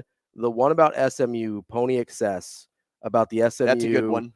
Pay for play scandal. Ooh, you have me thinking about another one now too, but go ahead. I've been fascinated with that my entire life. Like, it's one of those things. This is a weird comparison to make, but I hope it makes sense. I feel almost the same way about SMU and Chernobyl, in that it's something I heard about when I was younger, and I was always fascinated by it. And I never, like, it always felt like, wait, there's no way that really happened. Or like, okay, I understand it happened, but I really don't understand it. And I've always wanted to learn more about it. Obviously, so like the HBO miniseries on Chernobyl provided a lot of that for me, even though I get it was fictionalized, but a lot of it was really accurate.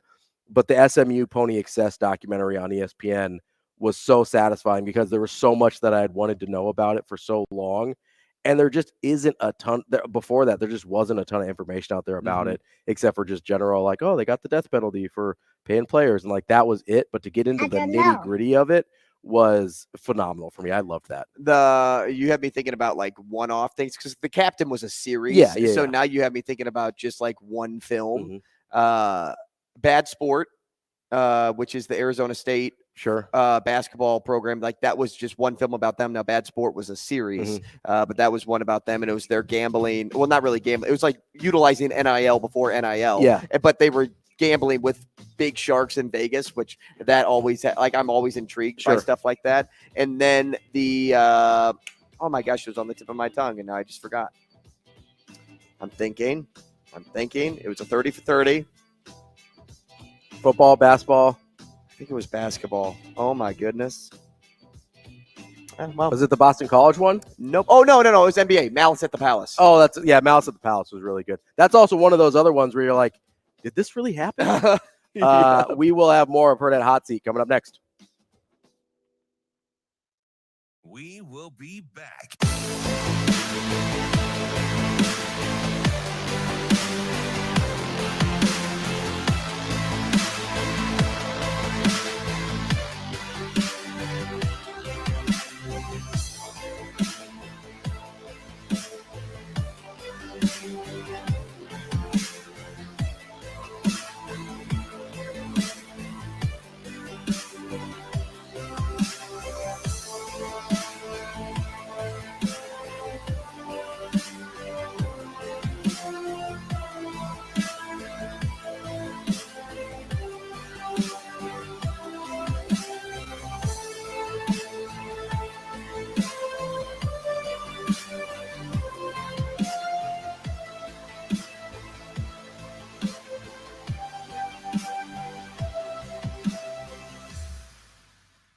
We will be back.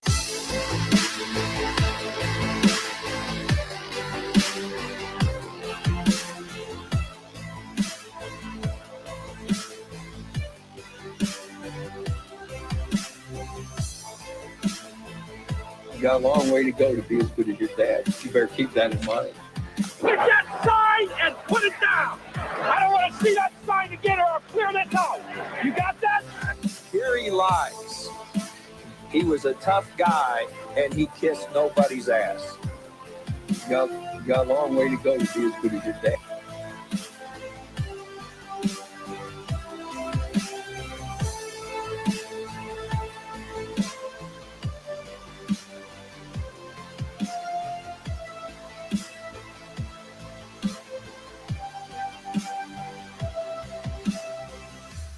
We will be back.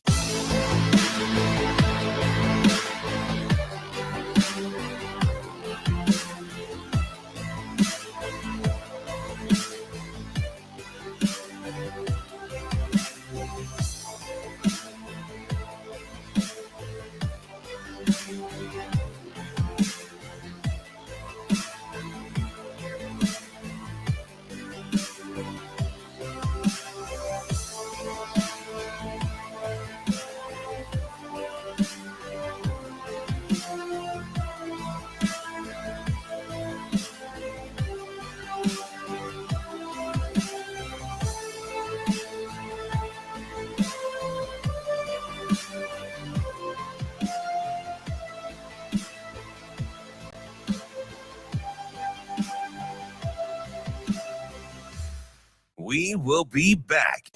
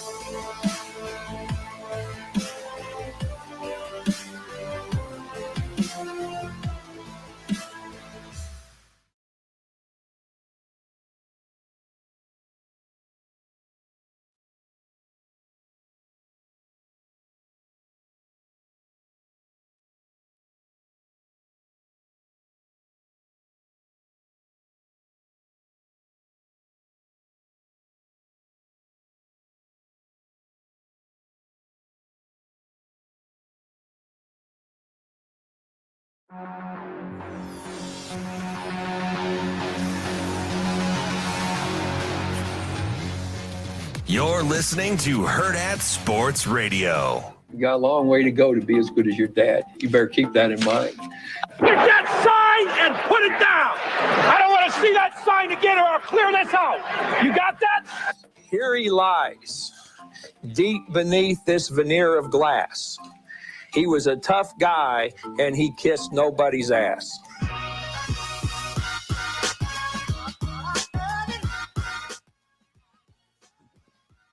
Wrapping up the show here on a Thursday. You guys ever see the movie On the Brink, Season on the Brink? I don't think so. I'm not sure. That's the Dennehy movie about.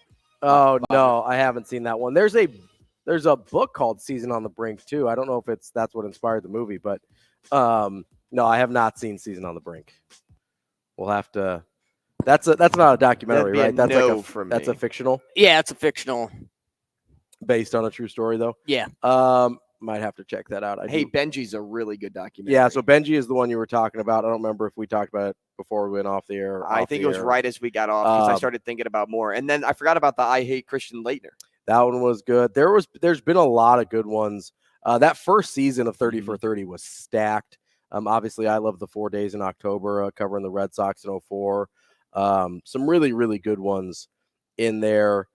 We talked about there's in season 2, the Marinovich project was fascinating too, about Todd Marinovich and his very strange upbringing with his dad trying to. I saw the Fab Five one's great. Yeah, I saw the Youngstown Boys on. Oh yeah, that was with Maurice Claret. Yeah, I saw that on my like For You page on Amazon or on ESPN Plus, I should say. And I was like, I could watch that, but then I ended up watching Vic, like I said earlier on in the show yesterday. So season 2 though, or volume 2 probably is more up my speed, or my speed right now because I've seen more. Yeah, but I haven't seen a majority of the ones from volume 1. Like you said, Pony Excess, I haven't seen. That one's awesome. Which was the other one? Like The You was really good. Not that Best one. That Never Was. Best That Never Was. Yeah, that one's really good. Jordan Rides the Bus is really good. It like focuses really in depth on his time with the Birmingham Barons, with Michael Jordan. And you get a little bit of that in The Last Dance, but it's like pretty in depth on it. That was a really fascinating one.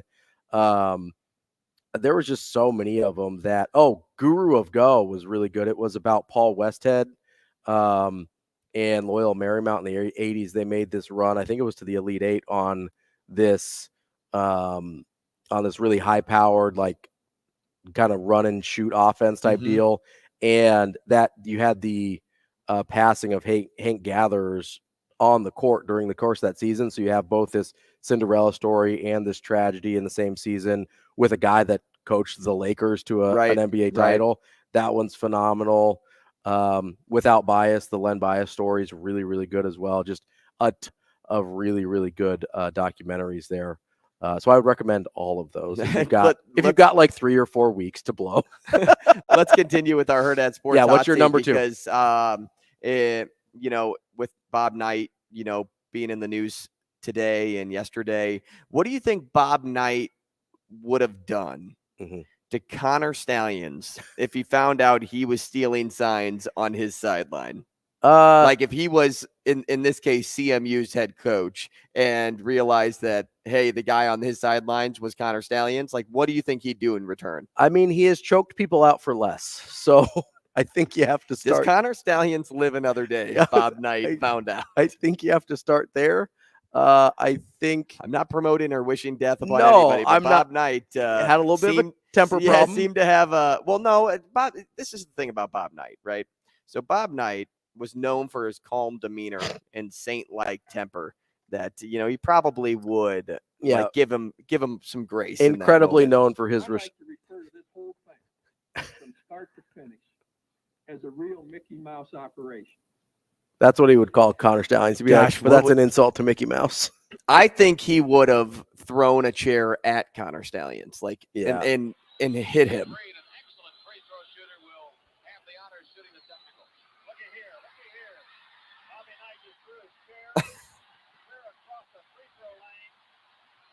I love how loud the crowd gets when he they throws were like, the chair. Let's go! Oh, they were jazzed about it. Well, because they were so upset with the call. Yeah, they were they were mad about it. They when their coach appreciated. It's kind of like when your manager in baseball gets tossed. Yeah, it's like all right, over a call that's total trash. Like they appreciate that the manager is as upset as they are. Yeah, no, I think he would have choked him out. I think he would have choked him out. And would he have been hospitalized?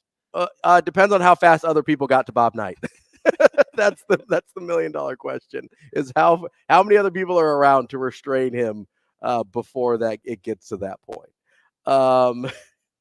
Let's go. My number 2 here. Speaking of Connor Stallions, if you were going to write a Connor Stallion style manifesto, what would your subject be? Like, what is something you care so weirdly about that I'd want to take over? That just like would want to see them win at that all costs? You could actually deep dive into that much, because 600-page manifesto is aggressive. Oh boy. And it can be about anything. Anything. Doesn't have to be sports. Anything. What is the thing you care enough about to devote an unusual amount of your life to, with seemingly no payoff? Because that's what we're talking about here. Really. You're honestly, because he could have had a much more, listen, he went to the Naval Academy. He could have had a much more lucrative career just being a naval officer. Right. Like by the time you get to an officer and you make pretty solid money, you can do really well in the Navy. And he instead chose to be a volunteer for 7 years for the University of Michigan. And then finally gets paid $50,000 a year once they finally put him on staff. Like, this dude was doing this for nothing. Yeah, I have a couple of different passions, right? Okay, yeah. That could probably like fantasy, Yeah. like fantasy sports. Okay. Is one. Fantasy Sports Manifesto. Collecting trading cards. Okay. Like sports cards, because I love nowadays finding what graded cards are worth and like what are the most popular cards. Sure, I like digging through and finding things like that. People know I love playing video games. Like that could be one. But if I had to really choose one that would like kind of match up, I'd probably say a manifesto on fantasy football. The Fantasy Football Manifesto. I like it. I've actually got at my parents' house a trunk of trading cards that I collected when I was a kid. I might have to have you. Dude, you know how long that'll take me to? Like, it'll probably take me 3 months to like go through it and look up cards that I think I recognized before. Because the problem is with sports cards is there's not a book, there's not a site out there that you can like go and be like, okay, here are the cards you're looking for from 1985 and 1986 and and there used to be, right? They used to have these magazines. It was called Beckett, right? And they used to Beckett is like one of the premier grading or graders of cards. But they would like estimate a value on them, and I used to buy these, and I would just thumb through these like this hundreds of pages of cards. So like now I take like Bo Jackson, by the way, was on the first Beckett football. I know the Hall of Famers, right? I know the like a rookie card when I see one. Like I know all that stuff. They've got the special edition cards. Sure, that are rare. And I know like what card like looks more special than one that's probably more generic. So I'll like set cards aside, and there is a website I type in and like see like what they sold for ungraded PSA 9s, PSA 10s. So like I can do. It's just a lot of work. Sure, yeah. So it's a ton. Like it's a ton. And it's funny that you bring that up too, because Ashley had a coworker that said like, hey, I collected cards. Like Andrew can just have them if you, or what people tell me all the time is, Andrew, if you look through them and like sell them, like I'll give you a share of the profit. Sure, yeah. But I'm like, wait a second. No, I need, if this is Shark Tank, I need 90% of this business. Because you're doing all the work. Yeah. You get 10% of what I sell them for. Yeah. And so like, I just don't want to take the time and do that, because I hardly had enough sanity to do that with my own. Because I had 500 to 1,000 or whatever it is. Yeah, that's why I haven't done it. It's just because it's so much work. I've thought about just taking them somewhere, but then you have to trust like, oh, this guy's not hosing me or whatever. But I really enjoy it. Like somebody sent me last night his Corey Seager rookie card. It was a Topps rookie card, and it was in good condition. It wasn't graded, but I told him I looked it up because I was like, send me the number on the back. I'll look into things, and it last sold ungraded, graded at a PSA 10 for like $45. I'm like, well, so now you got to think about it, because PSA is what people want. When you send cards into PSA, you have to first be like a member. You have to pay a boatload of money to send it in to get graded. And then you have to wait, like because of COVID, it's sometimes a year and like 8 months to get your card back. Yeah, get your card graded. So like it's a long-term investment. Yeah. So you have to have cards that are worth it to really send off. For it to be, to worth doing the process. Fantasy football. I don't know. I'm thinking the sports collector manifesto. You've already started. I'm starting getting into it. Yeah. Feels like you've already started. Let's do one more. All right. For you, Ravi, this one is going to be one that, it's going to be great to kind of leave the show with, because maybe you'll have to answer it tomorrow. Okay. Would you rather be famous when you're alive and forgotten about when you die, or unknown when you're alive but famous after you die? Oh, that's an easy one for me. Really? Yeah. I would. So famous, we're talking about people that don't know you know who you are, right? Like famous people that don't know you personally. Correct. Know who you are. Yes. So I don't care about what anyone thinks that I don't know after I'm dead. After I'm dead, the only thing that I care about is what the people who knew me, like how I impacted their life, how they feel about me, that type of thing, right? So it's very easily the first one, because you can monetize fame now, like very easily, right? With social media and whatever.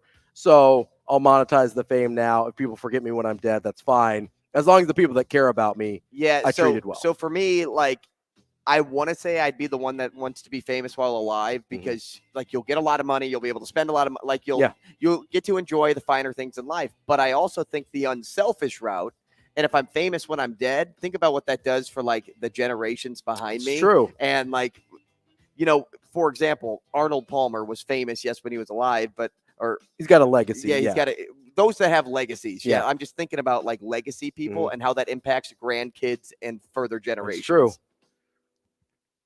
true.